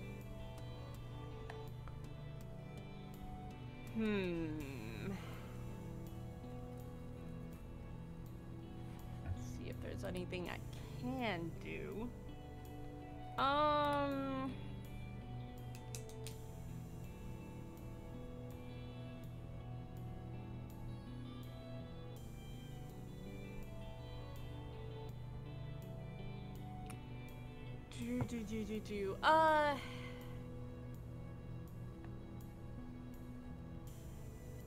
Nothing that I would really want to do right now. I'll give a bardic, if I can do this, because this is a bonus action as well, but I would just like to make this my action, if that's okay. Give a bardic inspiration to Uki. Technically, I shouldn't let a, but D&D's dumb, so I'll let it happen. All right, that's my turn. Okay. All right, Uki. You, oh, that's right, you wrecked. Sorry. Yeah, I'm pretty tattered here. You may make another save attempt, though, to shake off the stun. Okay. That was, oh goodness, what was that? Constitution, or what was it? Intelligence. I think. Intelligence. I mean, intelligence. Okay, that's right, intelligence. Oh. Yo! So yeah, you shake out of the stun and kind of stumble a little bit, kind of like go down on one knee from the pain as your whole body is just seared and smoking. All your gear is wrecked and tattered. Everything that's not magical. So like you're still holding the Emberlock rifle in your hand. Your soldier's will just would not let go, even though you almost died. You shake it off. You know what? Would you like to do anything? Yeah, I'm going to go ahead and, so at the beginning of this, I will get back, as a survivor, I will get, basically I'm going to get 12 points. So 5 plus my Constitution modifier, so 12, which gets me up to 17. And then I'm going to,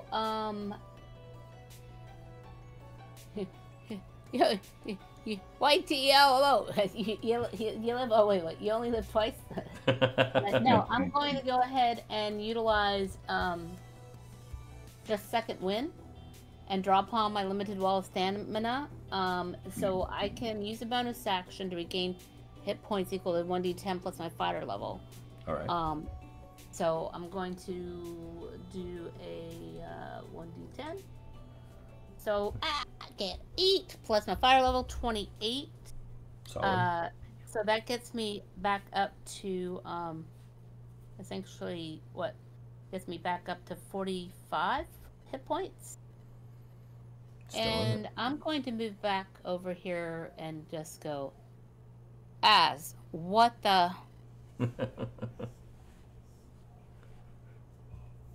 My ally, my comrade. This may be the last time that I speak to you. And I don't want things to go. Anything that you want to. Damn browser. Okay, sorry. No. As my thing like did the little thing. As this may be my last This may be my last fight, and I want to say you've always been a formidable comrade. Anything, and just wanted to be able to tell you that. Should this be the last that we see of each other? What's that thing you always say about equality and All are equal blades? under the blade. All are equal under the blade. Yeah, that one. You say that a lot, but you say it like you don't understand it. You haven't understood yet. I'm the blade. That forceful hand moves when you move as, just FYI. I'm gonna take your head. Oh my. Az coming unglued. You're the blade. You're the blade. I don't know if the hand would stop him. There's nothing... Because the hand moves, like, with the target to remain within 5 feet of it. I don't know if that's going to block him. That's only as part of the forceful hand maneuver. Oh, yeah. Yeah. Okay. Yeah, it stays in place. Never mind. Yeah, he's been pushed. Are you attacking... Az, are you attacking... Oh, wait, no, you're not on your... Well, it is your turn next. So, Uki, how are you reacting to what he's saying?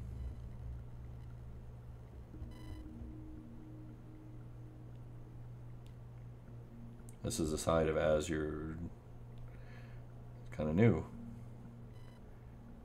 You always knew he was dangerous, but it's never been directed at you before.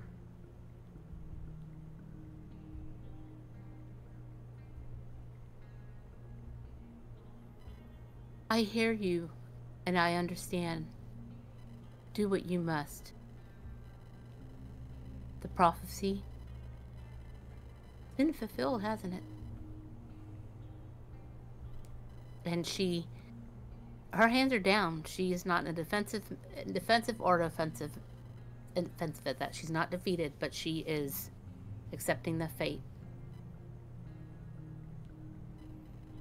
I'll give you one last chance to leave with your head attached. I'll even owe you a favor. Just walk out that door. It's such a conflict. I've said, I know you've seen before when it's insurmountable odds. I just don't feel right leaving you here to deal with the consequences.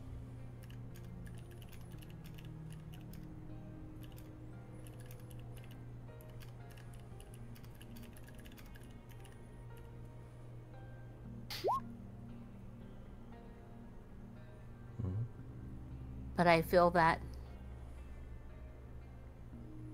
while I have the fight, this is one of those moments. I wish you well, my friend. And she removes Pitch from her back and hands it to Az. And steps out through the mist. You leaving? Yep. Okay. But leaving Leaving Pitch with Az. leaving Pitch with Az. Okay. So if nobody tries to stop her,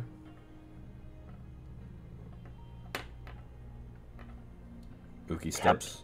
What's that? Jimmy's just speaking up over the Echo Stone. Okay, go ahead. Coward. Oathbreaker.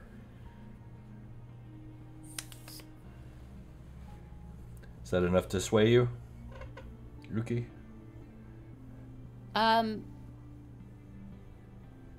Jimmy, I've had a long relationship with many people here. You, I had known nothing of, so I could see what you see in the service. You may think that I'm coward, but I see the sacrifices that have been made by my comrades, not just today, but over time.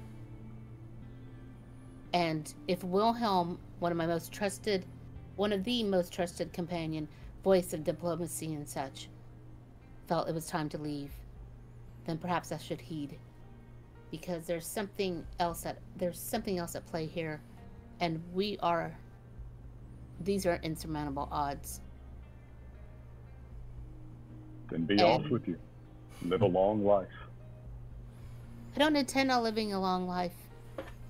They'll be fighting me for another day, but something tells me that this is no longer a fight that, you know, I have fulfilled the mission that I was given, and then beyond. But when my comrades say, I'm listening to their wisdom. I have learned to grow and be patient and not just be quick to strike. All right.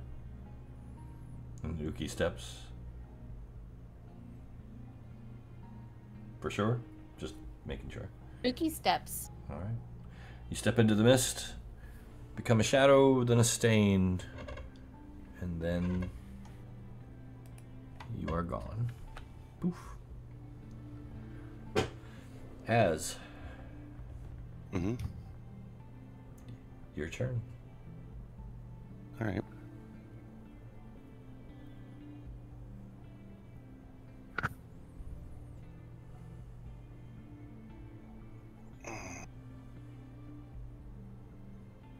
Where's the button? Button. Who's got the button?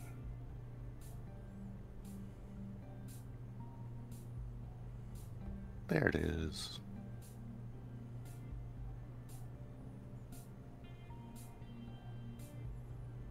What or whom are you? Hello. Oh, you're going after Bren. Uh-oh.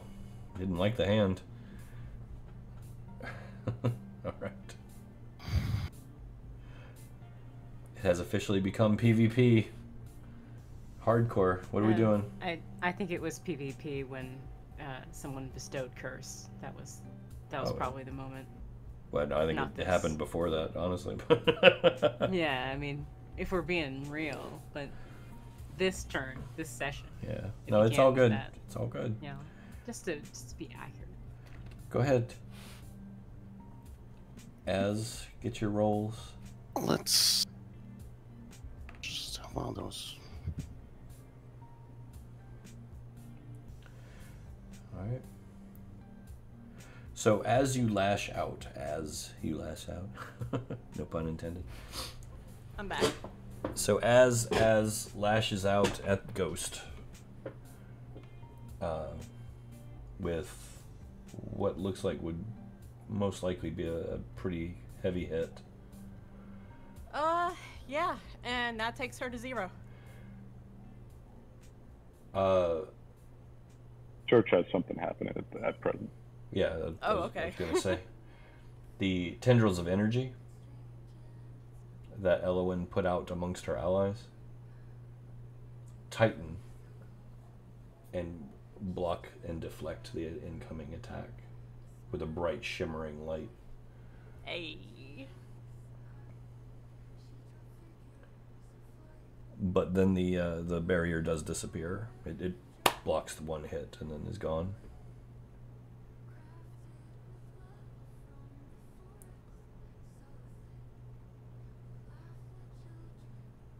Is that it for Az? Az? Well, I mean, there's the rest of the multi-attack.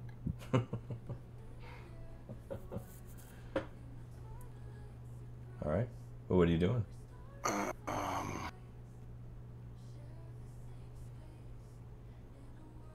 Nothing. Nothing? Okay. All right. If that's it for you. I think I'll just leave the glaive at her neck. Okay. So you're kind of holding it there, intimidatingly. I'm holding it there, intimidatingly. Okay. Last chance. The door's there. All right. That brings us to Elowen. So in her heightened state, Elowen's voices, as you remember, there are whispered voices of the other gods kind of whirling around as she speaks.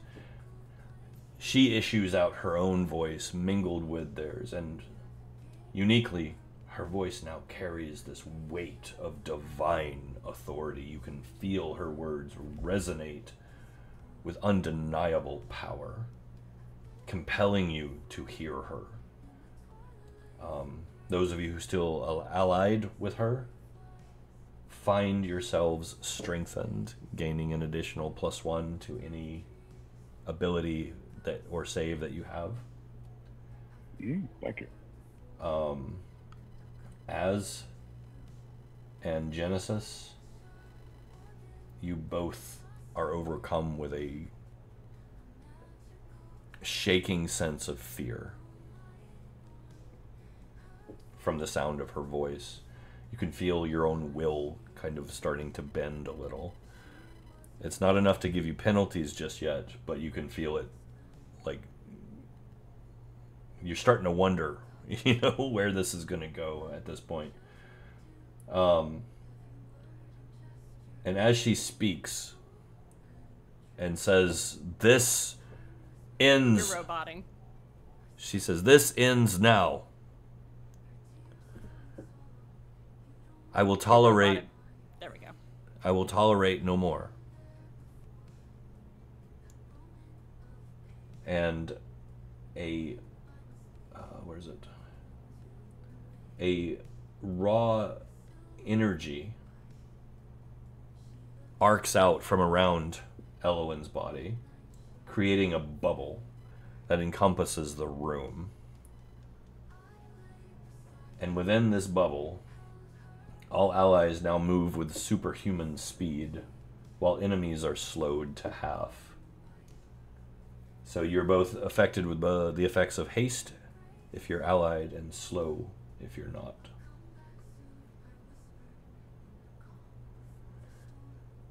And she looks kind of over at Az and says, "This is my final warning." Can she bring me back out of the hole? Not at the moment. She's very focused. Just checking. No. No harm in asking, believe me. She's building. This is her Dragon Ball Z moment. All right, Genesis.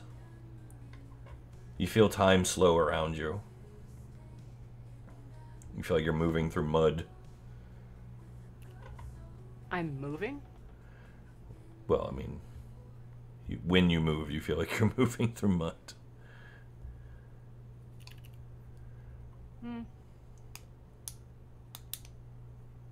I mean, yeah. What do you want to do? Keep on keeping on. Okay.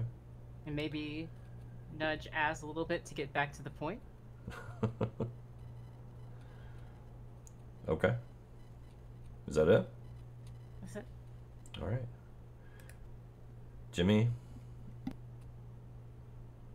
Currently in the hole. Would you like to surrender? No. Okay. I have to ask. Anything else you want to say or do while it's on your initiative? In character, no. Okay. Sorry, this does not feel like the appropriate track for this.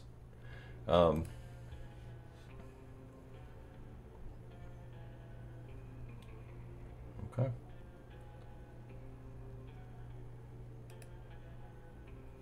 So I guess that brings us to Idola.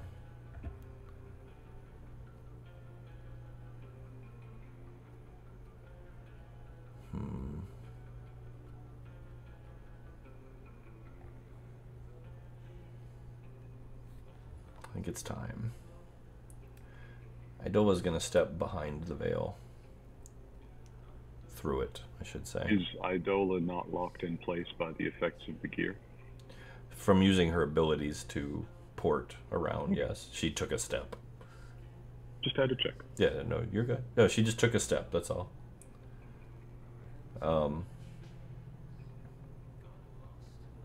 Yeah, she takes a step back and reaches down and kind of grabs Goyne gingerly by the throat. Alright, Saoirse.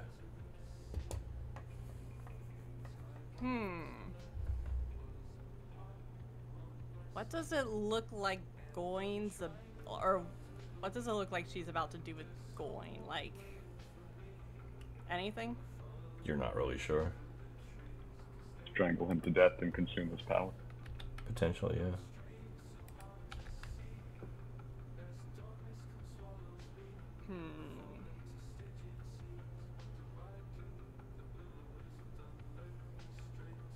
Well, let's see.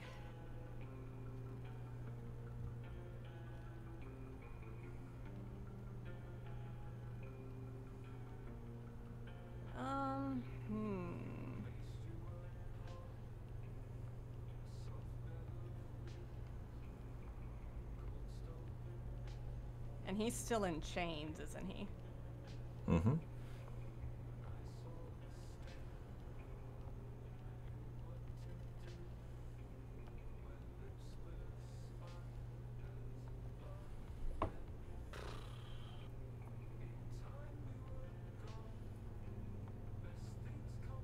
Oh god, I don't know what to do with Saoirse.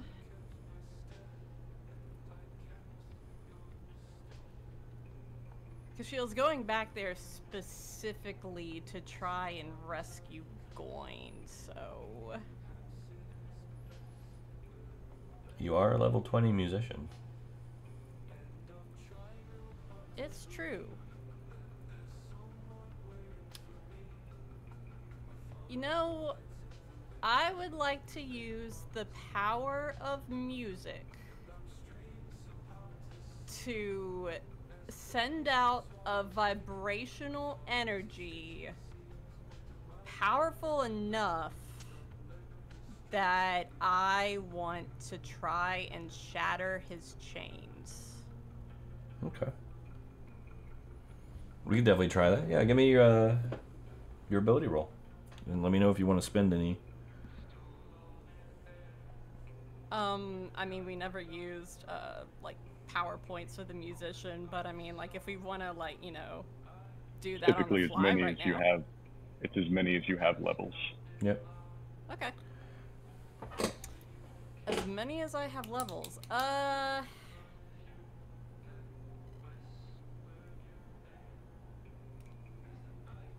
dump 12 into it. Okay, we're going beefy. All right. Yeah. Go ahead. 27 plus 12. It's a Yep. solid roll. All right. And I want, if I can, I want to extend, well, no, let's not do that. Yeah, 27 plus 12. Okay. All right. So you let out a reverberating shock of sound, a power chord, if you will, and you see the air just ripple and reverberate as your song moves through it and deftly strikes the chains, shattering them, much to Idola's shock.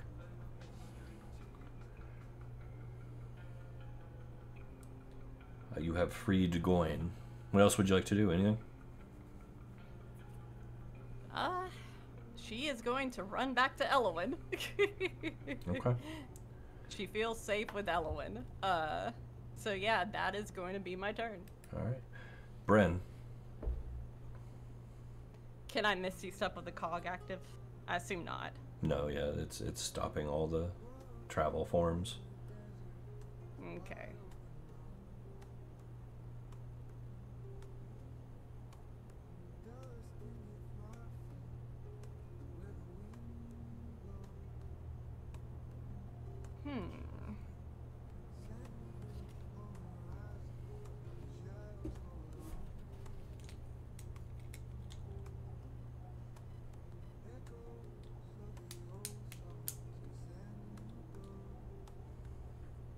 Well, Bryn is going to say, over the Echo Stone, I might need to be brought back after what I'm about to do. And she is going to... Hold on, let me see something real quick.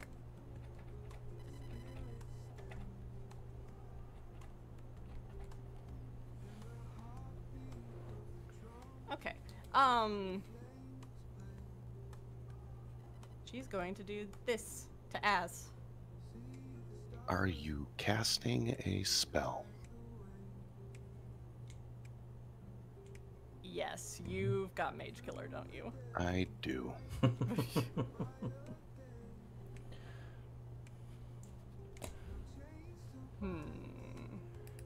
Does that interrupt the spell? I can't remember.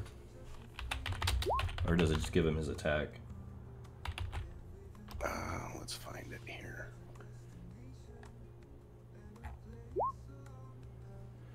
Ability score improvement.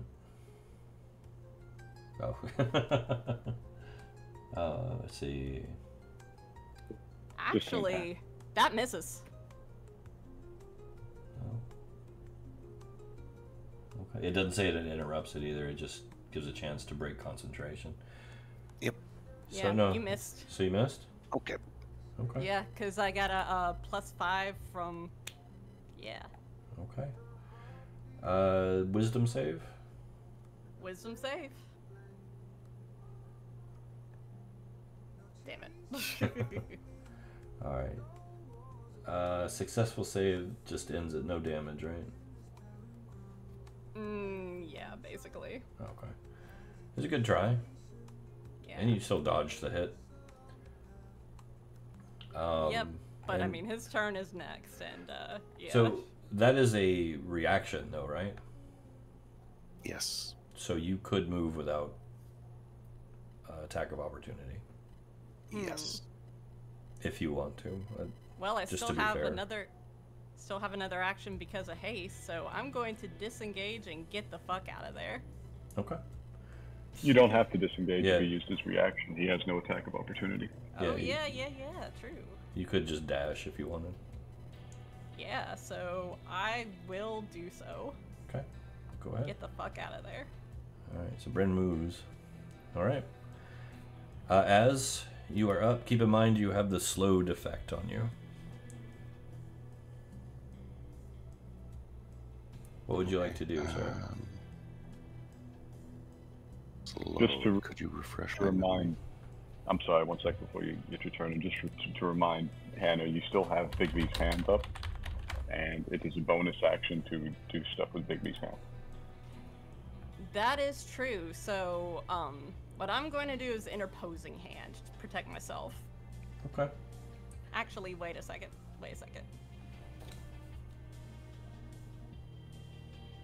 I'll put that between Saoirse. Interposing hand on Saoirse. Okay. Alright, and since you asked, the slow defect gives you a -2 penalty to AC and Dex saving throws. It says you can't use reactions, so Well, we'll let missed that anyway. slide for now. So, can't make more than one melee or ranged attack during your turn, Womp womp. and your speed is halved. So, yes. What would you like to do?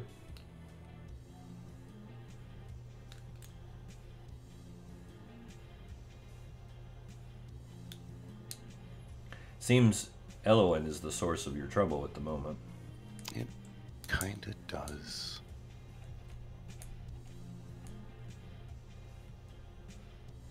Not that I should be egging you on to do things. No. Oh, this will be fun. Uh-oh.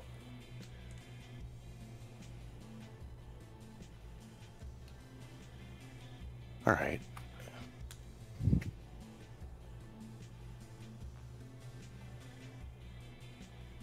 Yeah, let's try that. Okay. Go for a deep callback. Like a deep cut here. Uh-oh. I get nervous when Az says stuff like that.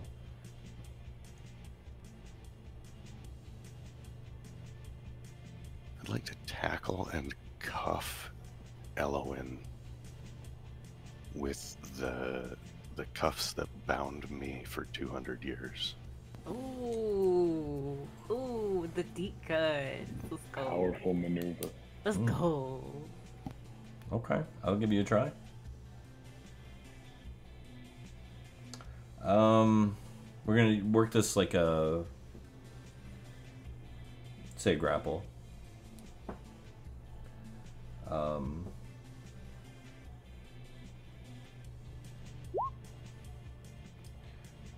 Well, okay then.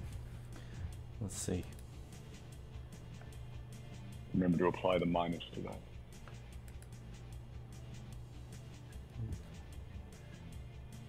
And remember to apply the plus to that. Yeah. Actually, not quite enough.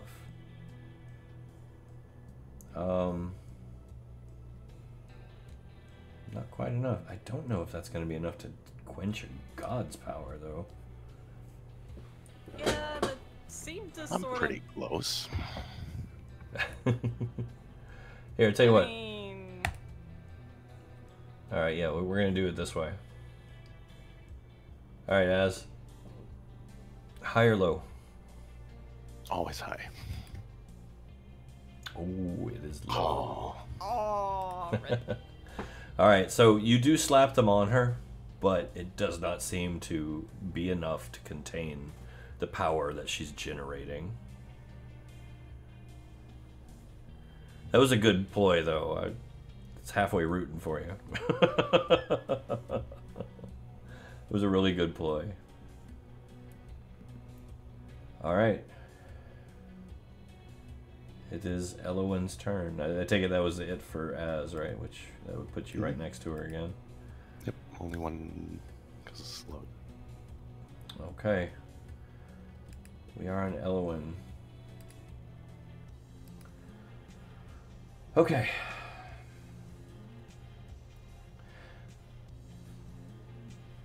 As the power reaches its peak, Elowen releases a shockwave of radiant energy that explodes outward in all directions. Az and Genesis, I need you guys to make con saves, please. And if you have any defensive, well, no, you can't use reactions because you're slowed. Never mind. Okay.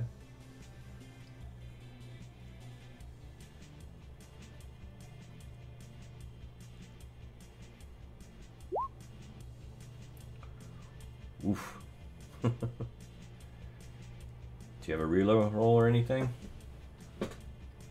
Master Miss?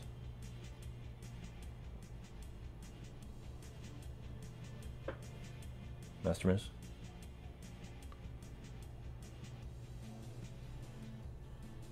Are you there? Am I here? Okay. You're there, Church. We can hear you. Master Miss, you still there?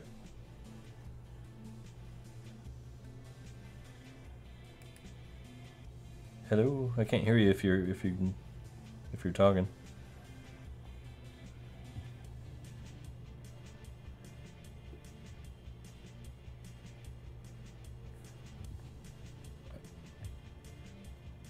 Did we lose you?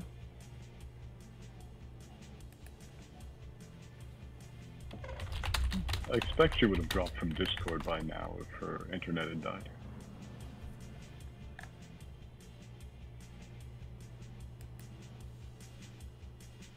Huh.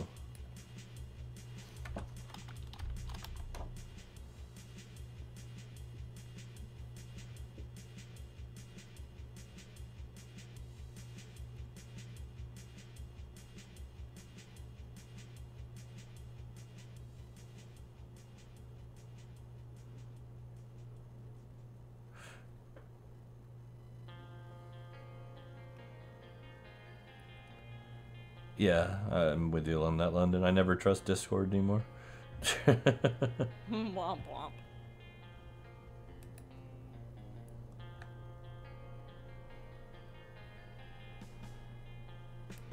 Alright, well, I will continue with the description of what's happening, at least for the time being.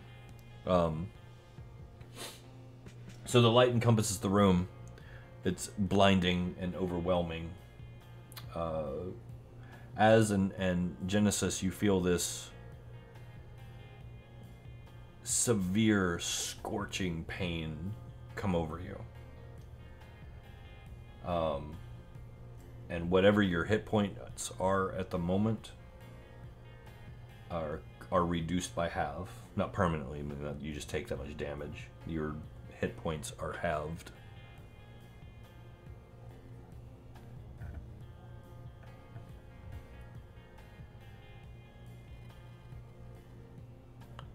And that includes Idola, who lets out a scream of agony. Oh shit. At this time, Goin stands, taking advantage of the distraction. He seems to already be coming back as he snatches the quill out of Idola's hand. Yes! And immediately goes in and tackles her. So Idola and Goin are fighting on the ground, two gods rolling around in a tussle. Eowyn is pulsing out energy. The tower itself, the spire you're in, begins to crack and shake as pieces of it begin to fall apart all around you. Wisps begin to tear away. Pieces of what looked to be stone bounce down along the floor in strange patterns. The lights begin to flicker and change, cycle through different colors. Chaos begins to take over completely, and you feel as though reality itself is tearing apart.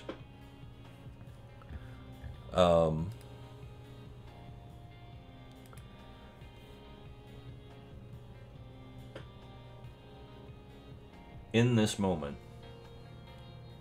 you hear the driving divine voice of Eowyn once more as she cries out, "Leave while you can!" And she begins to move forward towards the fray. Growing in stature as she does, assuming her role as goddess. Jimmy, the spell that binds you breaks as reality shifts. Bitch, I'm back out my coma. Genesis, if you can hear me, your mind clears and the voices go quiet for just a moment, offering you a moment's respite and peace. As your mind aligns, like it did once long ago, in your own head, and you see so many paths ahead. You see one that leads into the fray before you, and one that leads through the door. Both are filled with strife and chaos, and you are unsure which way to go. Jimmy, you are overwhelmed with a sense of foreboding, and you get the sense of an orphan learning once and for all that they are never going to find who their parents are, wondering where home actually is anymore, and the future seems very unsure. Bryn, the facade falls away in your mind, and for once, for the first time in a long time, you see the truth. The truth of the world, the truth of self. And in that moment, you recognize everything that's going on, and you feel small. Not in a bad way, but just like the weight of the world doesn't have to rest on your shoulders. And Saoirse, you hear the songs of the Shanaki calling you home. Genesis, if you can hear me, what would you like to do? If you can hear me, are you there?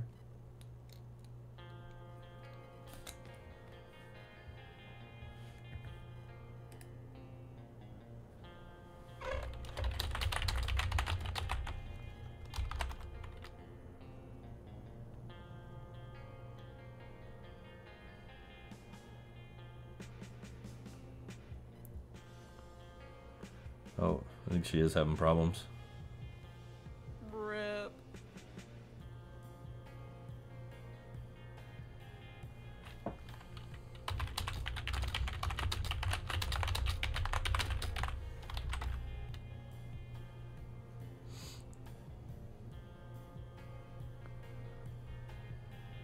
I'm getting messages from the void. Bear with me.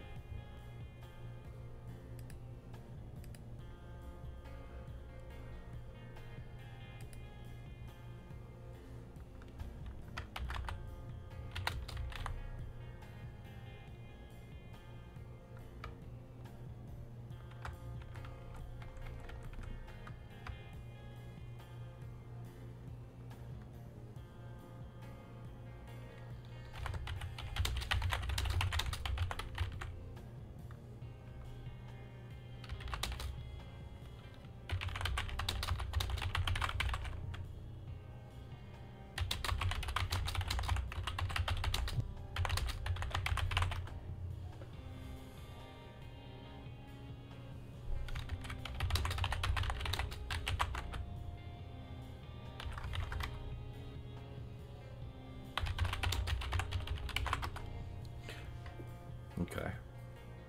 So I will come back to Genesis in a moment. Let her figure out what she wants to do.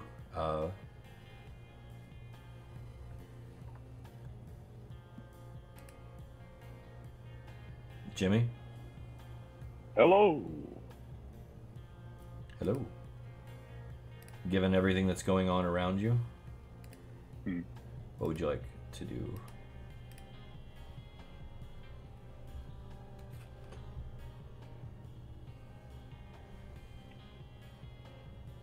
I think I've taken the measure of the big man. He's a very tough nut to crack. He looks a little angry. The fact that he is now outnumbered in the god department 2-1, I don't think is actually going to dissuade him, because he would just count himself as one additional. Really? You talking about Az? Yeah. Oh, okay. I thought you were talking about going for a second. Okay. No. He counts. He's a little tired is all. Okay. I draw Black Jammers and activate its effective magical darkness. Okay.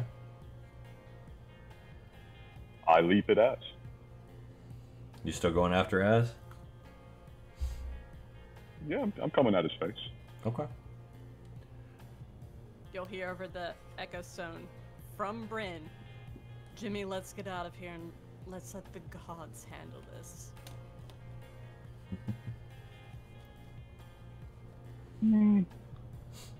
Is that enough to sway you? It's your call. I don't think Az is going to get out of here and let the gods handle this. Is the trick.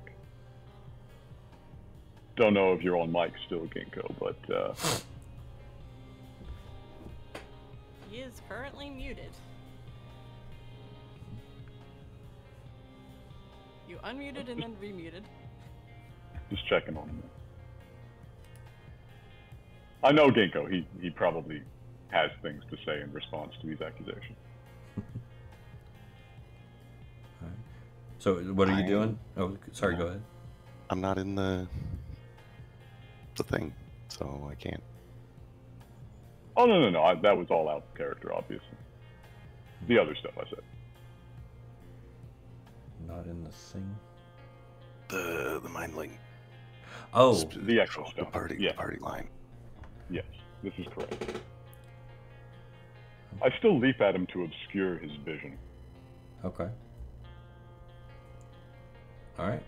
Do you happen to have true sight there, buddy? I've got something. I mean, Jimmy kind of stole and activated Lyraneth.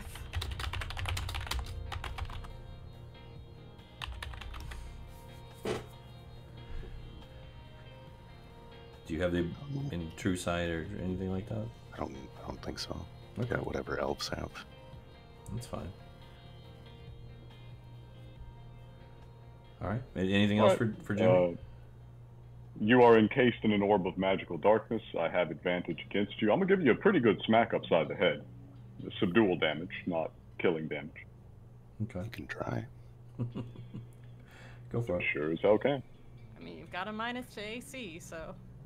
Seen your blade work, though.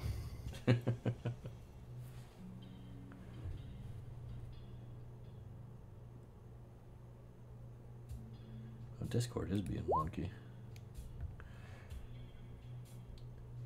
Well. 33 to hit. All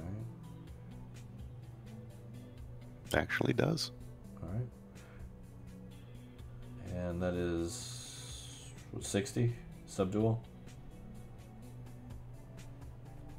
I don't imagine you go down. You've got plenty of hit points. No, I'm not going down. All right. Anything else for Jimmy? Well, I can withdraw out of his melee range pretty much freely since he has no reaction. I do that. Okay.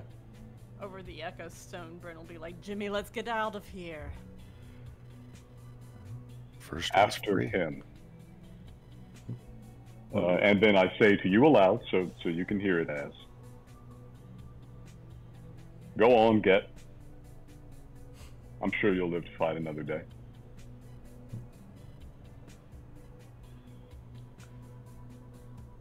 All right. Is that it? That's my turn. All right. Idola. Is Jimmy still in the darkness now? Yeah, it's centered on me. Yeah, he didn't. Okay. Az is also still within the darkness. So Idola,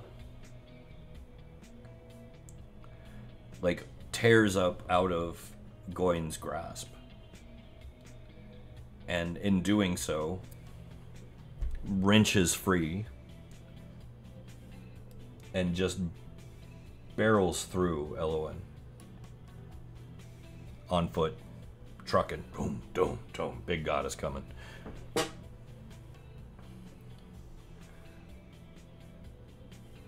And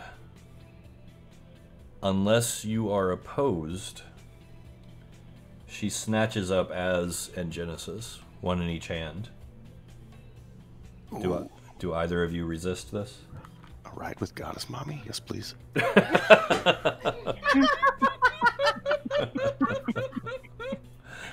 Oh, this is everything he ever wanted. Holy Gen- shit. I Genesis, do you resist? You can send me in a message if you can't speak.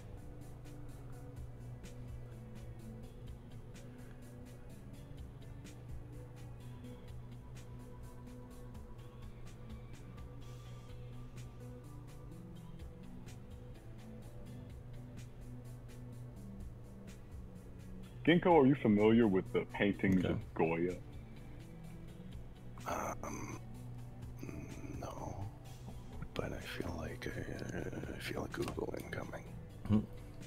Okay, so You may wish to find the image Saturn devouring his son. Oh yes, Jesus. of course, I've seen this one. it's a horrible image. I'm sorry, I just didn't know it by the artist. So she snatches the two of you up. Neither resists. She turns around and you see just like teeth clenched. She's frothing angry. Elowen has actually been bowled over slightly. She's still not quite up there, but she's still kind of glowing with power. And Goyne, he's brushing himself off. He's still really weak, really emaciated. The tower is coming down. Everything is shaking. The whole structure is groaning. You hear screams and cries and music playing and dogs barking and cats yowling and all kinds of crazy sounds just coming from everywhere. And she looks around the room at those that remain and says, "This isn't over." And with that, sinks into the floor, taking Az and Genesis with her. Poof.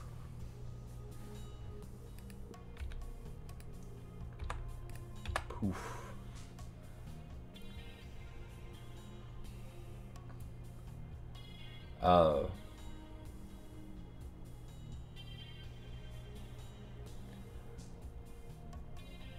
Since we're not actually in active combat, there are no active combatants at the moment.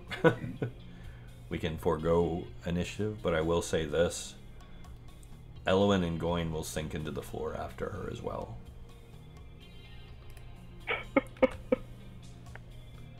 Oh. All Not right, sure I you know two. that trick. All right, you two, let's get out of here.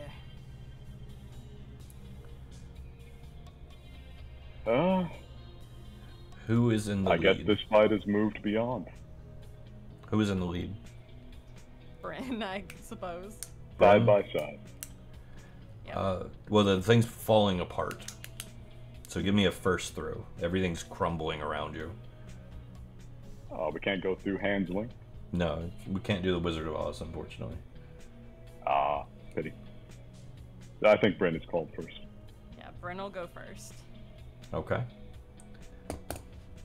Bryn sinks into the tendrils. Poof, is gone. Who's next? Jimmy will probably watch the rear guard here. Saoirse can go. Yeah, Saoirse will run through then. Sorry. Saoirse steps through. And poof. And as she does, the portal goes dark. The way is shut. Mm. Jimmy looks at it and he said, I had a feeling. I got lucky the last time I caught a ride out. Alright. So I'm as prepared you're to pay it forward. as you're standing there and the tower is coming down around you, is there anything you want to do? Let me look through my bag of tricks. Okay. Yeah, please don't turn this into a tragedy for Bryn. Oh my god.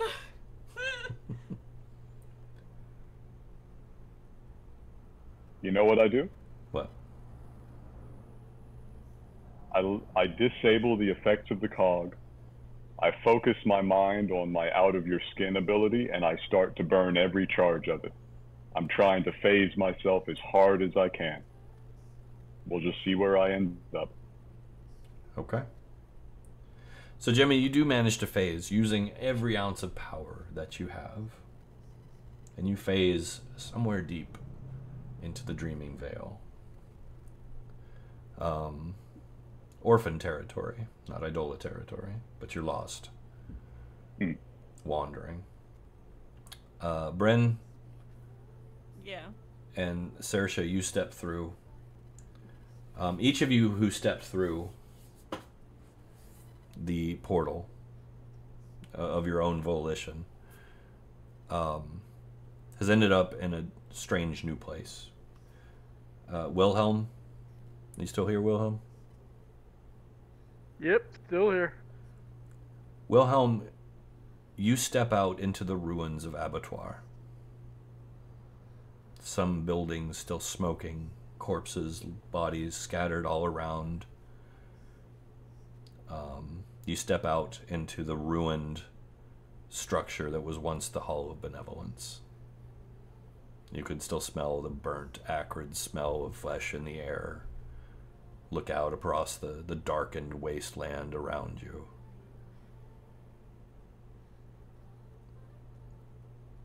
And you feel very, very alone.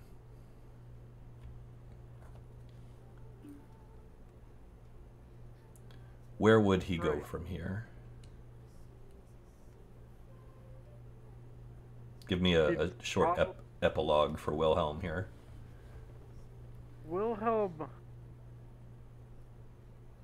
he'd probably try to bring Listener Jr. home. To See if he can. The Greenlands? to the archipelago, or where the Oam come from, or to like the commonage? Where the Galatai? Oa come from. Okay. Or as close Point of as he can inception, get. Arvin Archipelago. Yeah. Go head towards there.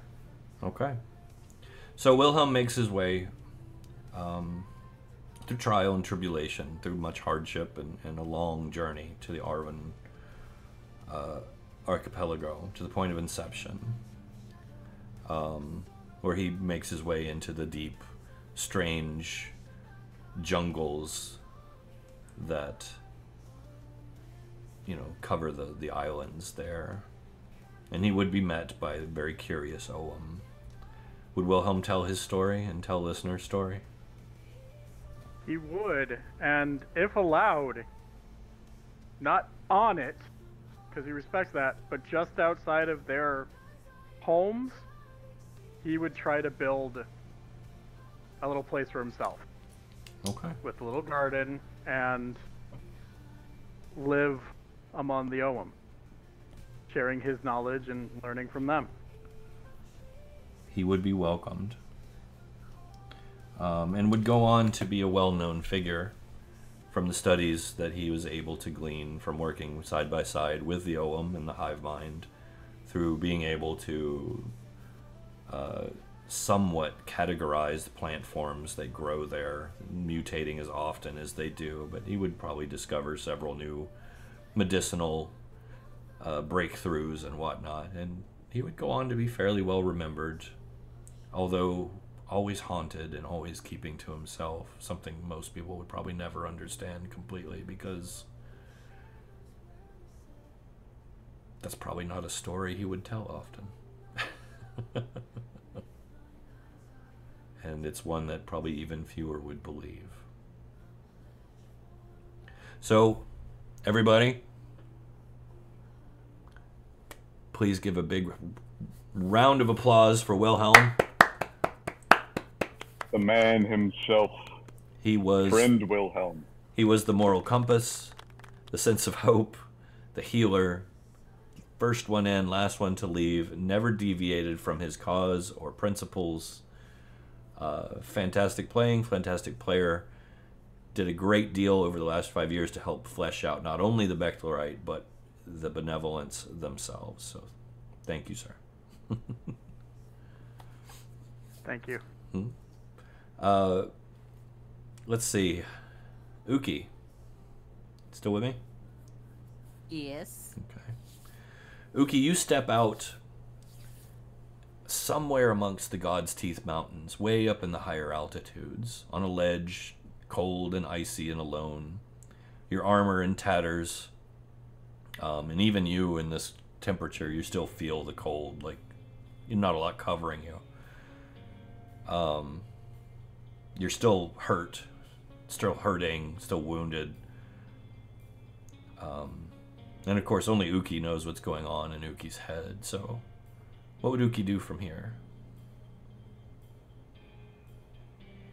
Well, Uki would go back to Stonebridge and tell the story of essentially the find of Goyne, because keep in mind, you know, Clan the Mountains that had prayed at one point had, you know, prayed to Goyne, and so tells of this in wonderment, to see what it means, and informs Jorgen that the prophecy has been fulfilled, and tells of this, but is restless. I think part of it too is Kurik there, or is Kurik still been out looking for Chilele? Has word by this time? I would hope that word had gotten to him of Chilele having passed, and that he was told that, you know, that Uki had brought forth. So, but I think that she is restless, so she asked to, you know, she spends a little time helping her mother to train some of, you know, to train the younger generations, but it's not her plan to necessarily hang up her you know, the tools of, I say tools of her trade. There's a reason why she didn't leave the Emberlock rifle with Az. She felt like there was still more for her to do. That this, as I said, you know, that she was living to fight another day. That the battle, you know, the battle may have been what it was, but there was still more there. And also, her mantra has changed. While she says, because, having Az turn those words on her, all are equal under the blade, and when he said that I am the blade, it wasn't that she felt threatened by him, but there was something in there that told her that he was actually a weapon of far greater power than anything that she had. And that turning over pitch was more of a symbolic gesture than it was that she knows he doesn't need it. So her new mantra is basically, the blood of the covenant is thicker than the water of the womb. And knowing that the covenant of fighting with the comrades that she had much stronger bonds than any familial bonds she would ever have had in her life. So Very nice. Very powerful. Would she stay in Stonebridge or would she wander? she would wander. Okay. Yeah. So She would go on. Yeah. She So would go Uki on became to- a wanderer. She's kind of a wandering warrior. Once again, I think Uki would probably also have a little bit of that kind of brokenness to her going forward. Having endured all she endured, the pain of the scorching pain of the ocean on her skin, the fear of being trapped underwater for as long as she was, the things that she's seen, the betrayals that she's experienced. I think she would see that she'd grown a lot, maybe even outgrown the Hyverstedians in some ways, seeing the world as a much bigger place and their role in it not quite as big as they thought. If that makes sense. Don't want to put words in your mouth. I'm speculating. Yeah, no, definitely. And because it is that she's also probably still, looking and searching and hope and knows that beyond hope that Kaz may be lost. But again, just like with Shillelagh, how it was important to find and to lay her to rest. She's also looking for some evidence of either his survival or of his, what happened, so that she can, bring that honor to his memory as well. Sounds good. So, sorry. Everybody, Debbie Snacks, she joined later on in the campaign and became an indomitable and irreplaceable part of the story very quickly, helped really flesh out Hyverstedian culture in some tremendously powerful ways. She's always been incredibly insightful. Uki was one of the mega powerhouses of the party. When she started fighting, you knew it. Things just started dying everywhere, constantly, in a puff of gun smoke. And I love how well that Snacks really got into the mindset of the character, mindset of the culture of the character. So everybody please a big round of applause for Debbie Snacks. Excellent play. I wish to award you the title of most damage dealt to a god. Yeah. Earned. Solid. Yeah, that was man. Earned. Definitely earned. Yeah, I just have to say that there was a moment there when I realized that if there's one thing that she's learned over the time that she spent with this party, is that there's a moment where there's that restraint, and having, just hearing Wilhelm's words, hearing Az's words and such, were that, when y'all first met her, she'd come out guns blazing, and so she grew and learned a lot and matured a lot with the party. So to leave when she did, she's going to struggle for that for the rest of her life, but yet, it was also out of respect to Wilhelm and to even to as chaotic as she felt him to be. Very solid. So, very solid. yeah, thanks everyone. It was been a blast. Thank you. Very much. So we're gonna flip script a little bit here, and I'm gonna call out Genesis if I can get her to talk. Genesis, when you come back to, you are in a dream state, like a pocket, a strange, twisting, mist-filled realm. And it is you, and it is Az, and it is Idola. Idola is wounded and angry, but your wounds have been mended. And you can see that she's waving her hands over each of you, you and Az both. And as she's doing it, you feel changes happening within you, both of you do. Power building inside both of you, coming from unknown places. It's like you're discovering muscles you didn't know were there, and they are powerful. And she looks to you, Genesis, and in your mind and in your ears at the same time, you hear her presence.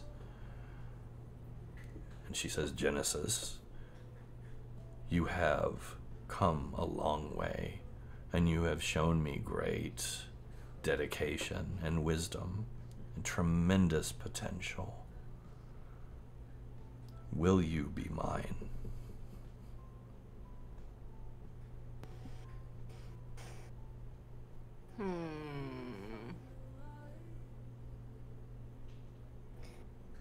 I like to think that the doubts that Genesis has about, like, about deities in general and the organized faith of stuff is just kind of blaring in her ears, and she's like in awe of this moment, sort of. What does that entail? Like, what do I understand that means? She's offering you a chance to become a Pact Lord.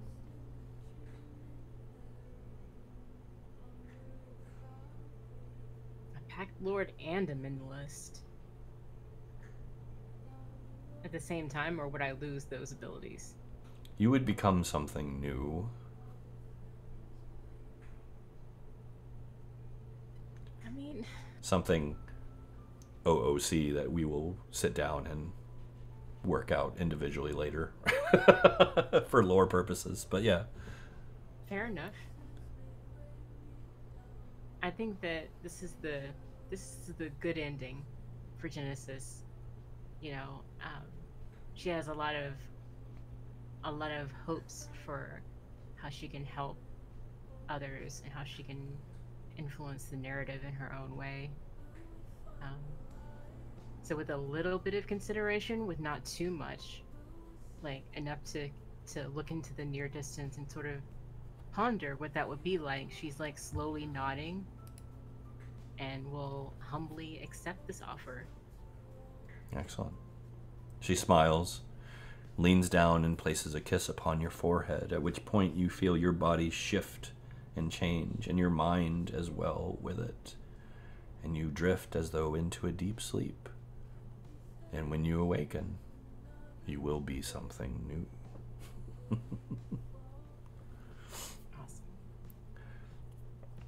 Since we're on the page, but first, everybody, Master Mess has played Genesis since the beginning of this Cairne campaign. Master Mess has actually added a tremendous amount of lore to the Ventrite people that she represented so well, generating so many really incredible cultural portions of what makes them who they are and identifies them as such a unique and vibrant way of life within the eastern wastes of Cairne. It was actually very fascinating to watch her explore not only the power of being a powerful psychic and a mentalist, but actually to come to terms with the understanding of what that meant and how much of a danger she was, not only to the people around her, but to herself, and watching her role play that very subtly over a long period of time as she struggled with, you know, are these people doing this because I'm making them, or of their own free will? I don't know. Like, it's a terrible, horrible thing. And as the mentalists are presented in our game, this is a steady, constant worry most of them have. So it was beautiful to see that unfold and come to fruition. And I agree with you. I think this is actually a pretty interesting and happy outcome for Genesis, and I think letting Genesis evolve into an additional Pact Lord in the game, I think will add something very interesting to the narrative overall. So, once more, big round of applause for Master Miss, our Ventrite Mentalist. Very well done. Very well. Representing the Cairnite Day Ones. Congratulations. Excellent, excellent. I just keep picturing the scene at the end of Evangelion. Congratulations. Congratulations. Congratulations. I would vote Genesis most likely to stab a bitch. At all times. At all times. At all times. But And yes. good thing Yuki had her coal shovel, because I witnessed it firsthand. It was beautiful. It was beautiful. But thank you. Thank you. And like I said, since we are on the same page as... You still with me? Uh-huh. Idola will turn to you as well and offer you the same bargain. She will say, as you were made for this. Your people are broken and fractured, but you remain strong, the only one of your kind whose metal was tested in the way that it was, and yet here you stand, tempered like steel. Will you be mine?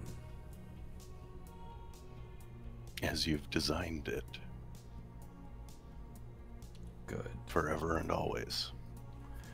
And she will lean down and give Az a kiss on the forehead, and you will feel your body shift and your mind shift with it, and you will fall as though into a deep sleep.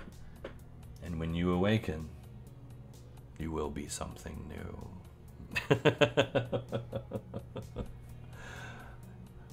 And as Genko, while he was not the first Galduina elf in our bucket, he was definitely the most interesting. I do have to give Van Warren credit for being the best, because he's the best at everything. But as redefined the Galduin on so many levels, he thinks more outlandishly than I do, which is saying something. And there's ideas that he threw at me over the course of this adventure where I had to say, wait a minute, hang on. Like, that's just weird. But the more I thought about it, the more I was like, you know what? No, let's do this. Let's make our elves something nobody else has. And thanks to Az, we really did. I thought I'd come up with a unique concept for elven kind. Az put a spin on it.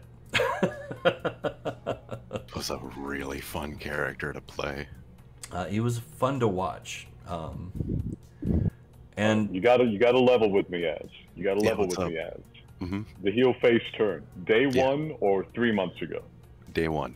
I fucking knew it.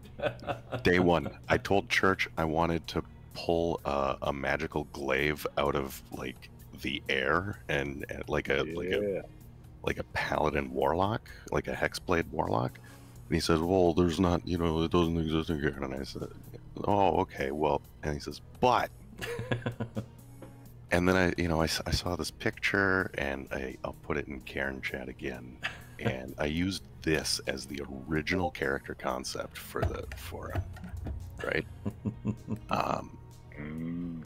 Yeah. And Church says to me, he says, listen, you can have a magical sword that you pull out of nowhere, like and super armor, but and be a servant to a god, but all the gods are dead. It's true. And I said, that's cool. I don't want to sign a pact though. And he said, well, what if you sign 8 of them? And I said, yeah, sure, deal. I'll pull it, for the power to pull a sword out of nowhere. I'll sign on with the BBEG. Oh yeah, and in many ways he did help actually redefine the artist as well, as far as through playing and watching the way that he utilized and leveraged his abilities. Gave me a lot of ideas mechanically, so that was very actually helpful. But yeah, Az has been a real pleasure.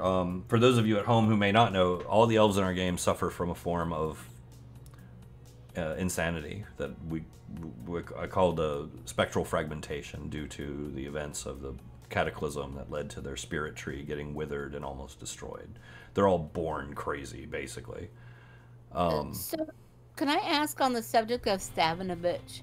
Was Az going to actually strike Uki?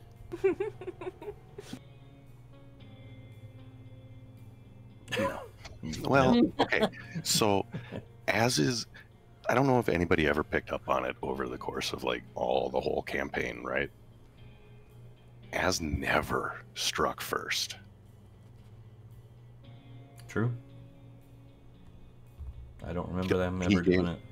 He gave, in any combat that we were ever in, he gave Church the first one for free. First one's free. You stuck The by it. first one's free. I think he only regretted it once.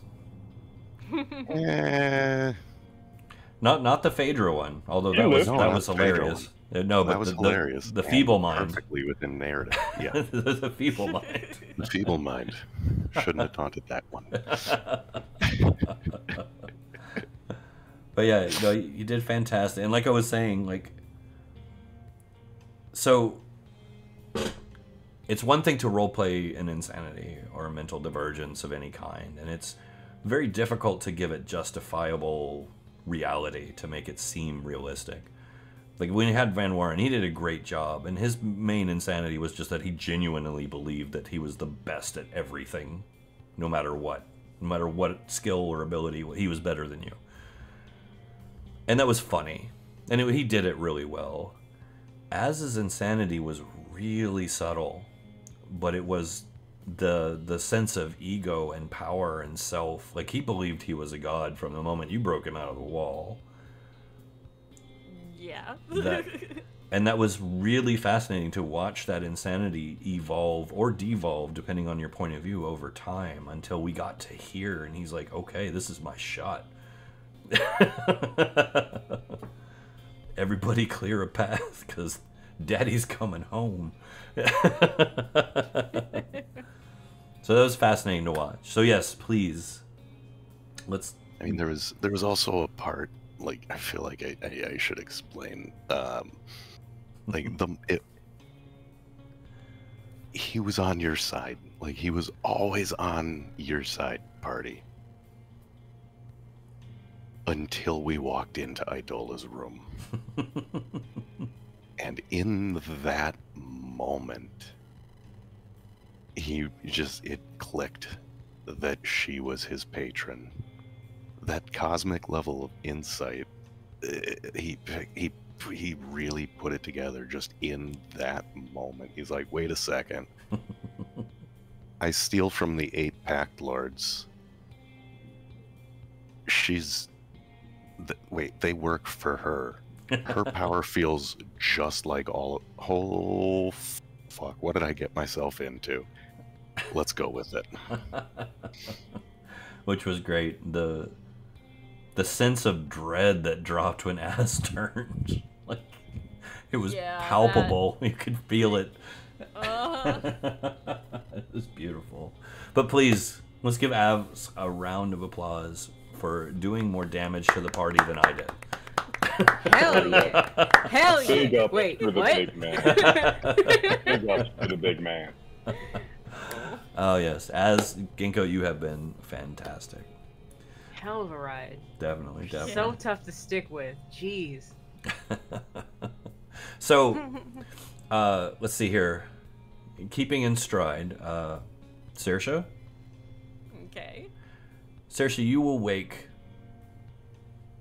on the edge of Dunderdre Bog, not anywhere near a town or anything that you recognize. On the edge, in the depths. Your clothes are stained, waterlogged. You can feel the sting of it that you're used to from living out there as long as you have. And you're cold. And you're very alone. And here you are back where you started after all of that. Tell me what's going on in Saoirse's mind. Well, I mean, she technically started at her parents' house, which was nowhere near the bog. No, I mean back here on Cairne. Ah.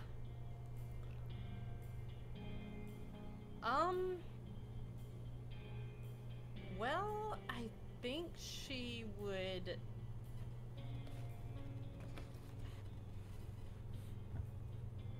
Well, it's interesting because she wants to get back to the Orti and get the Shawnekeesian brandy and the clothes and like everything that she picked up on Hollow Haven.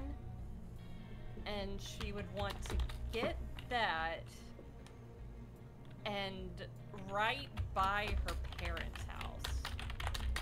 She basically wants to start building a tower house that her parents had always told her about from stories of, you know, the Isles of Shawnee past. That all the local nobles used to live in these grand tower houses, and she always fantasized about them. And she thought, well, it's fortified, and if I'm ever with my friends again, they will always have a room and a bed that they can come to and be protected if ever they need be, if ever they need to escape for a little while. So she would like to, you know, get her money, build her tower house, including, like, you know, if she can pull some Volrishjog contacts and like sell some of those dwarven artifacts on the black market. Yeah, and start spreading the word of the prophecy to the various Shawnekeesian settlements. She would tell them, you know, of Idola, of the Pact Lords, but also of Elowyn and of Goyne. And she would mention how Elowyn contains a fragment of power of all of the gods, and with the exception of Goyne, but including Bodhi in that, and how Bodhi and Zevran are alive. Would she spread the fact that Idola created the prophecy, or would she maintain her belief that it was Bodhi's? She would absolutely maintain her belief that it was Bodhi. She does not trust Idola one fucking bit. Okay. So, This, sorry. well, I'm not done. Hmm? So yeah, she would tell everything. She would, you know, tell of Bodhi still being in the core of Cairne, alive, and, you know, just spread a message of hope effectively. Okay. So she travels from the swamp all the way back to Stonebridge. A long, very arduous trek, especially for a woman alone.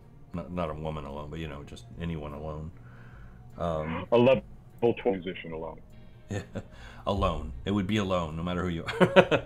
Unless she picks up people along the way, but, I mean, that's a tale for another time, obviously. But she makes the long trek to the Orti, to Stonebridge. She'd probably run into Uki again.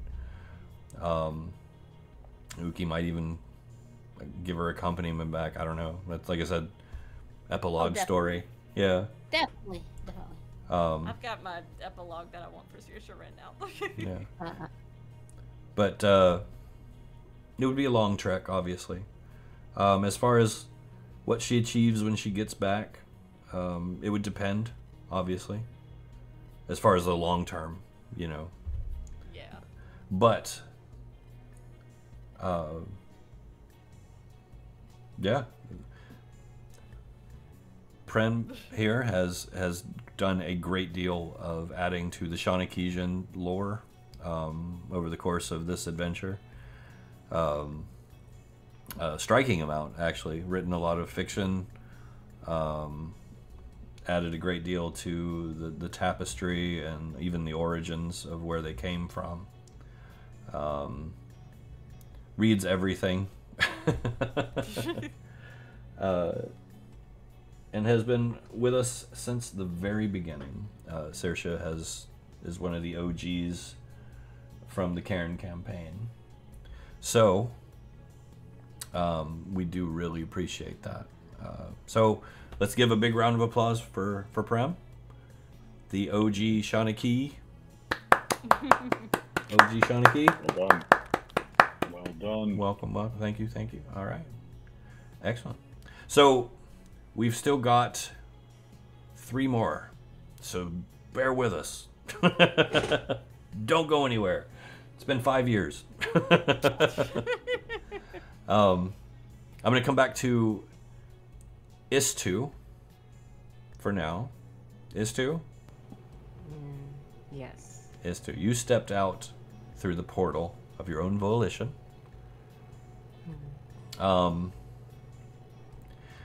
You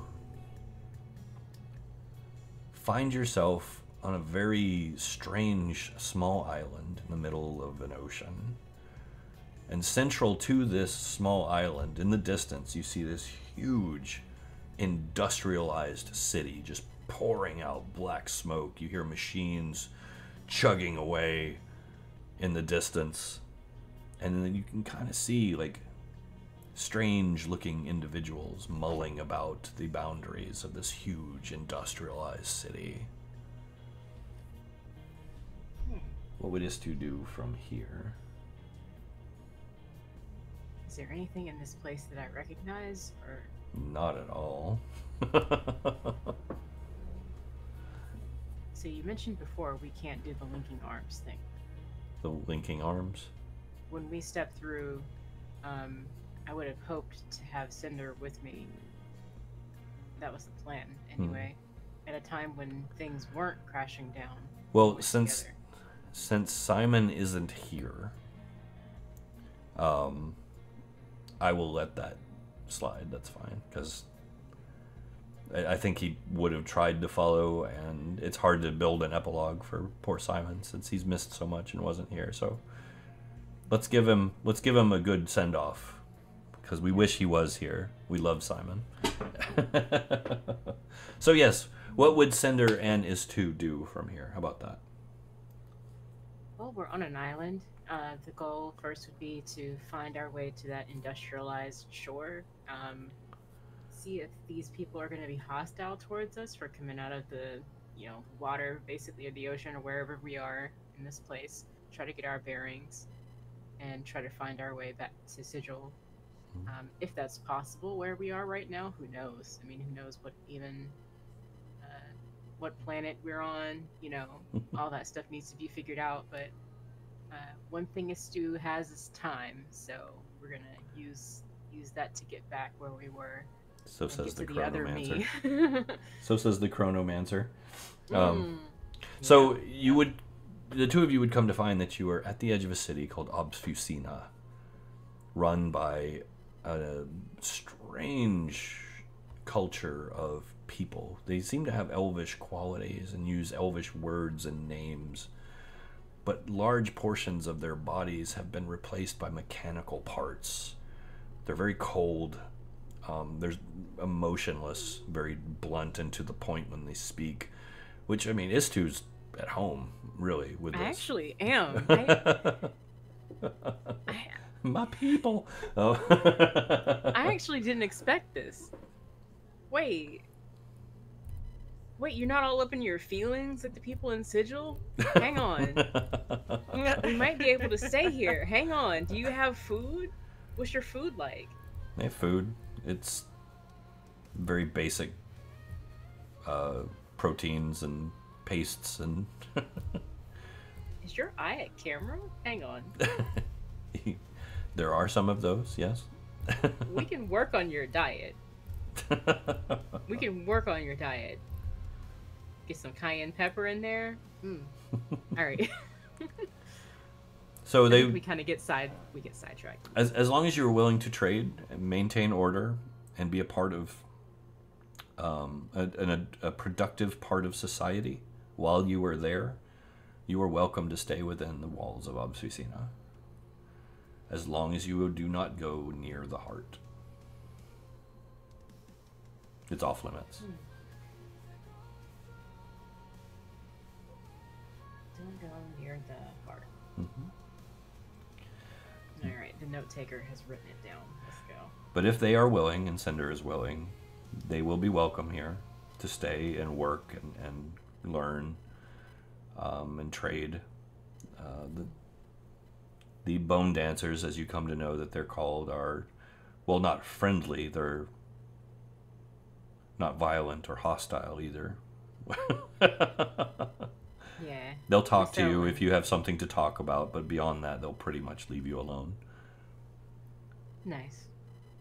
Which, like I said, probably suits Istu just fine. This is actually really great. I feel like the prospect of Sigil gets kind of further and further into the distance as we kind of settle into this place. And unless Cinder has a reason that he wants to return for his own reasons, of course we have that thing we talked about before.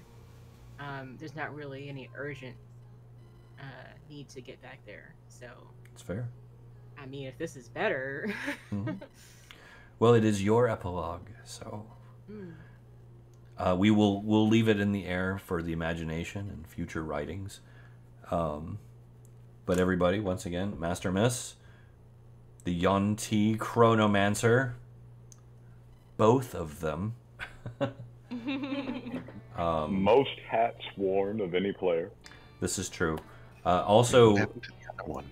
Also, I have to give Master Miss credit. I'm an old guy, and as much as I try my damnedest to acquiesce to people's concerns and needs and respect and everything, I struggle with the pronoun changes because I'm old. And Istu is a they, and I slipped up constantly. So in order to help me, Master Miss made a second one so that I would always have no need and no trouble but to refer to them as they, because they were they at that point, no matter how you look at it. So thank you for that. It was a brilliant thing to do. I think That was pretty brilliant. Yeah. I think if we cloned more people, we would have less issue. Just saying. But yes, it has been a blast. Master Miss brings a definitely unique twist to the table. Always has. The Yonti was a very interesting choice, and the Chronomancer even more so. You always tend to pick something that spins my head, which is always a good challenge. But yes, thank you. Thank you very much. And of course, last but not least, I got 2 left. yes, I said last but not least. Okay. Sound like you're about to address one, but anyways. No, we're getting the joint here. Don't worry about it. Hey. Last but not least, we have Bren and Jimmy. Jimmy, lost deep within the Dreaming Vale, in orphan territory, sifting through dreams that are not his, sifting through places that both are real and not at the same time, an ever-shifting landscape of the bizarre and the uncanny, meeting creatures beyond imagining and some mundane, trying his best to get back, to find a way out. This was his only escape from the tower, and a creative one at that.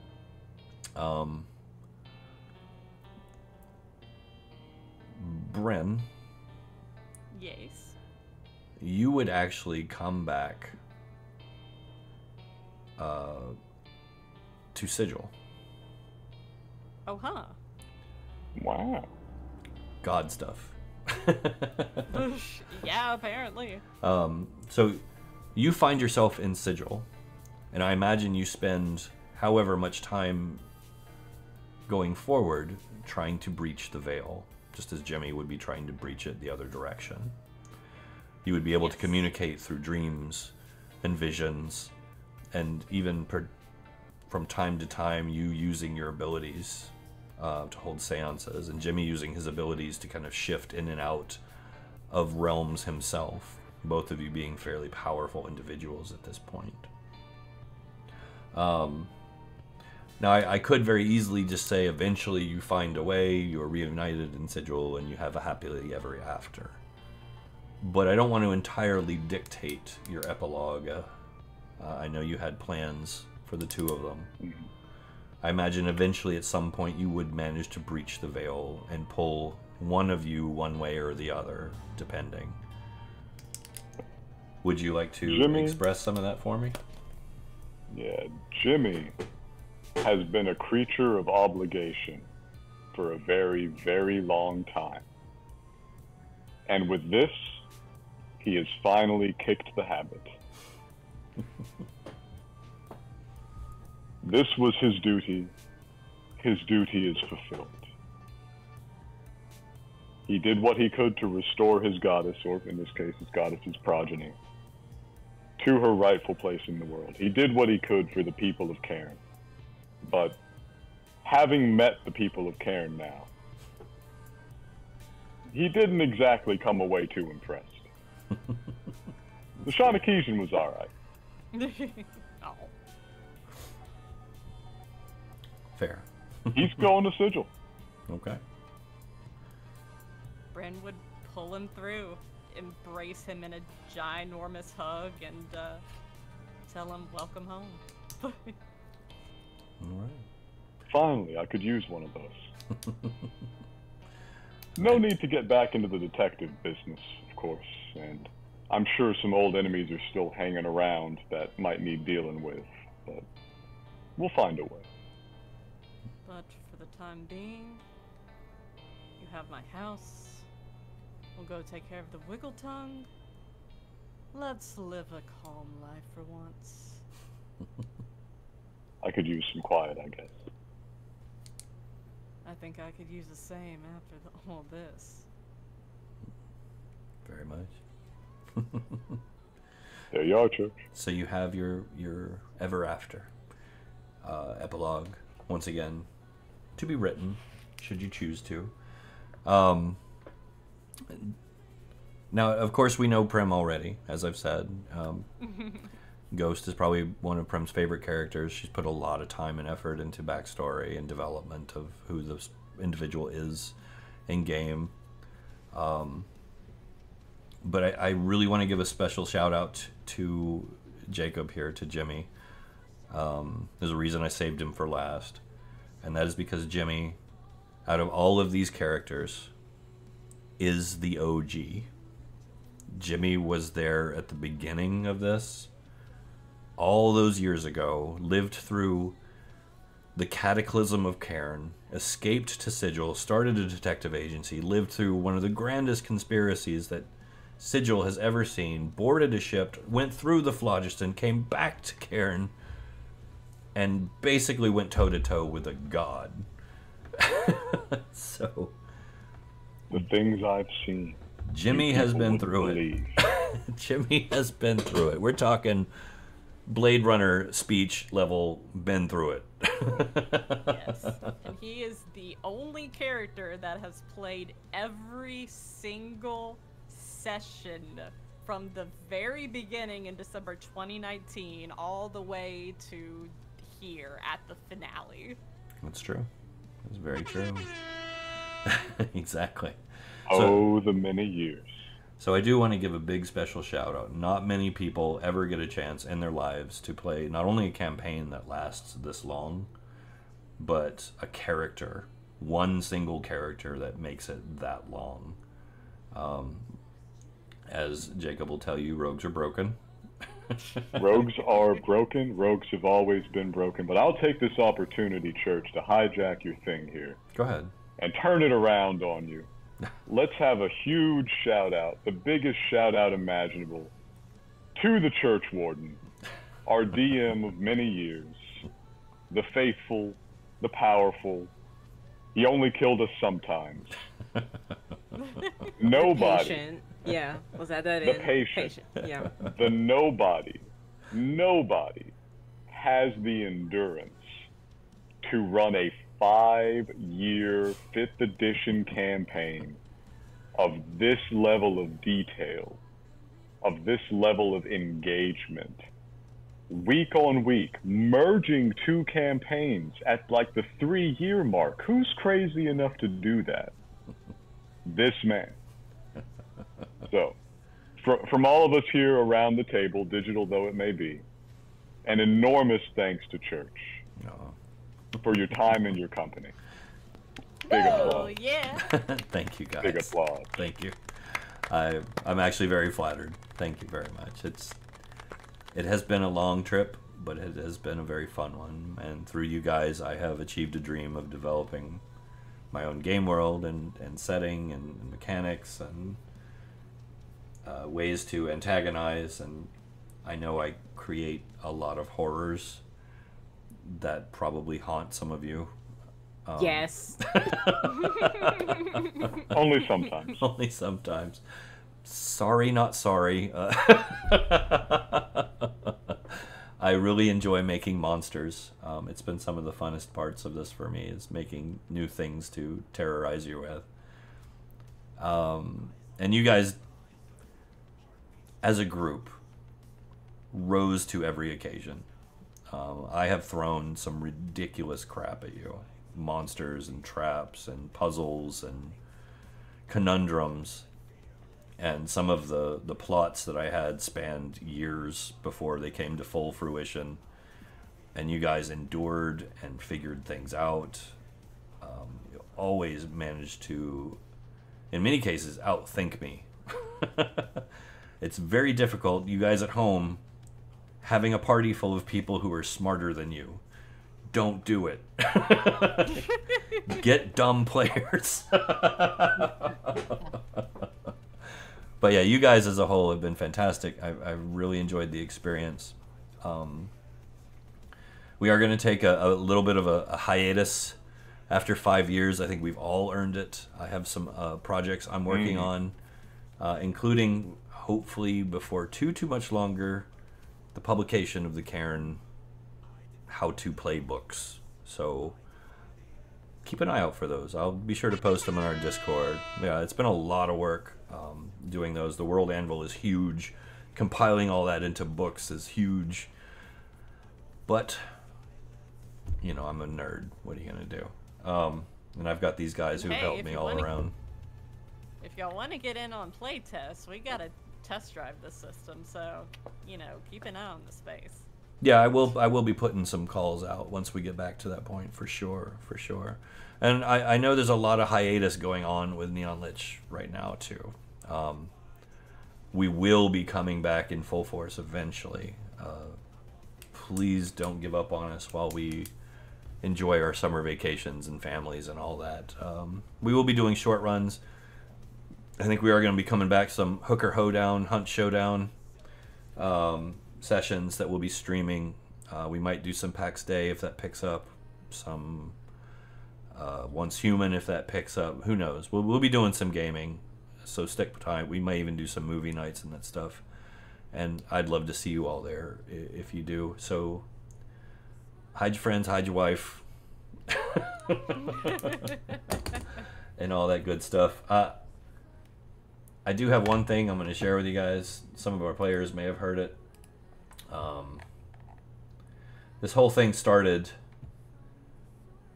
with the Somnambulist Prophecy, which was broken up into parts over time, bits and parts as it expanded and they learned more and more.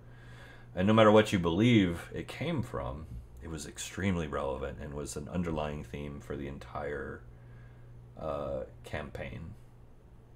So I put together some music and with the help of AI turned the entire prophecy into a piece of music. So before we say goodnight, as a memorial, I'm just going to play that for you guys. So Hit it. Here we go.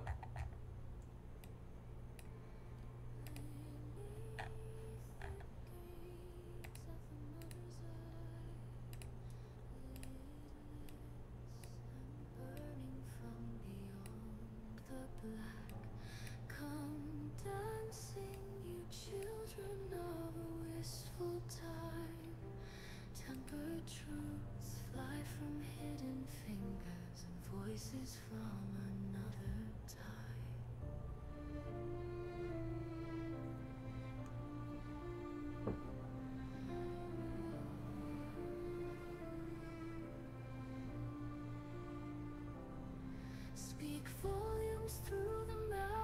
with you.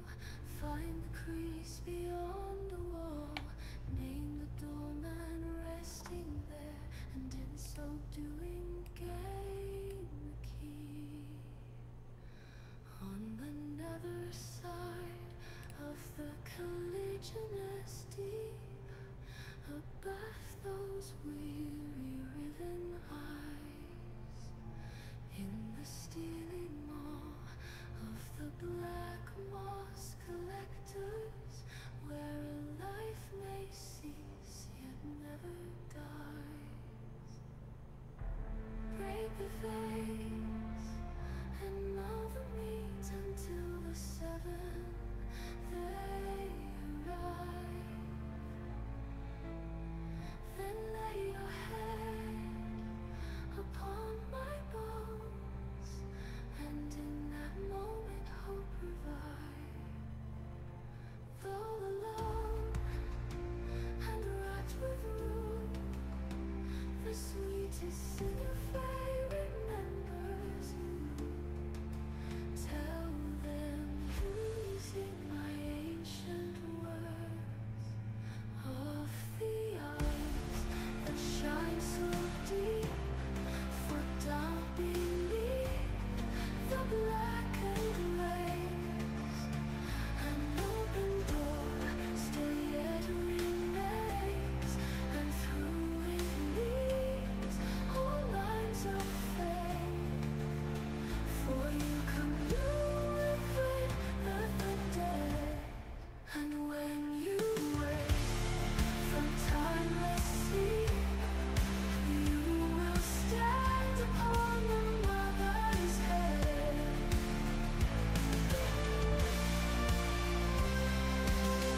In the mountain shadows where sorrow lies, the laments of the birds of the Shanakai, how longing cries. Oh, winds that wander through the glade, carry forward the burden of my heart.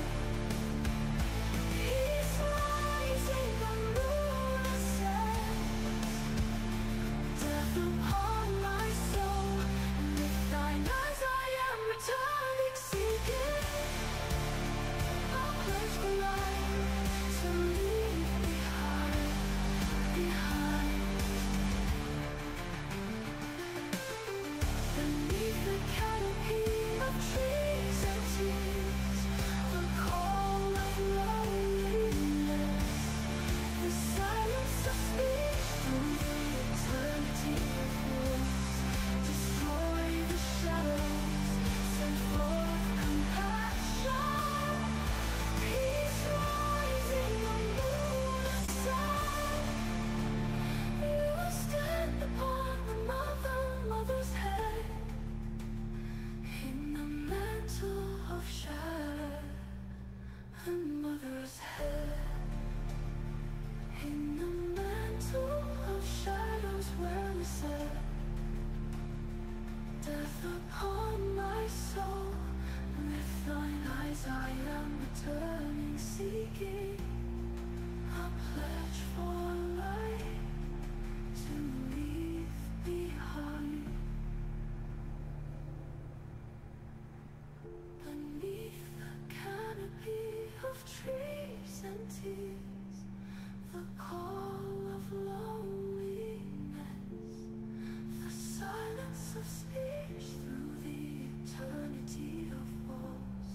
Destroy the shadows, send forth compassion. Peace rising, the moon. Peace rising, the moon ascends. Death upon my soul, with thine eyes I am returning, seeking a pledge for life to leave behind.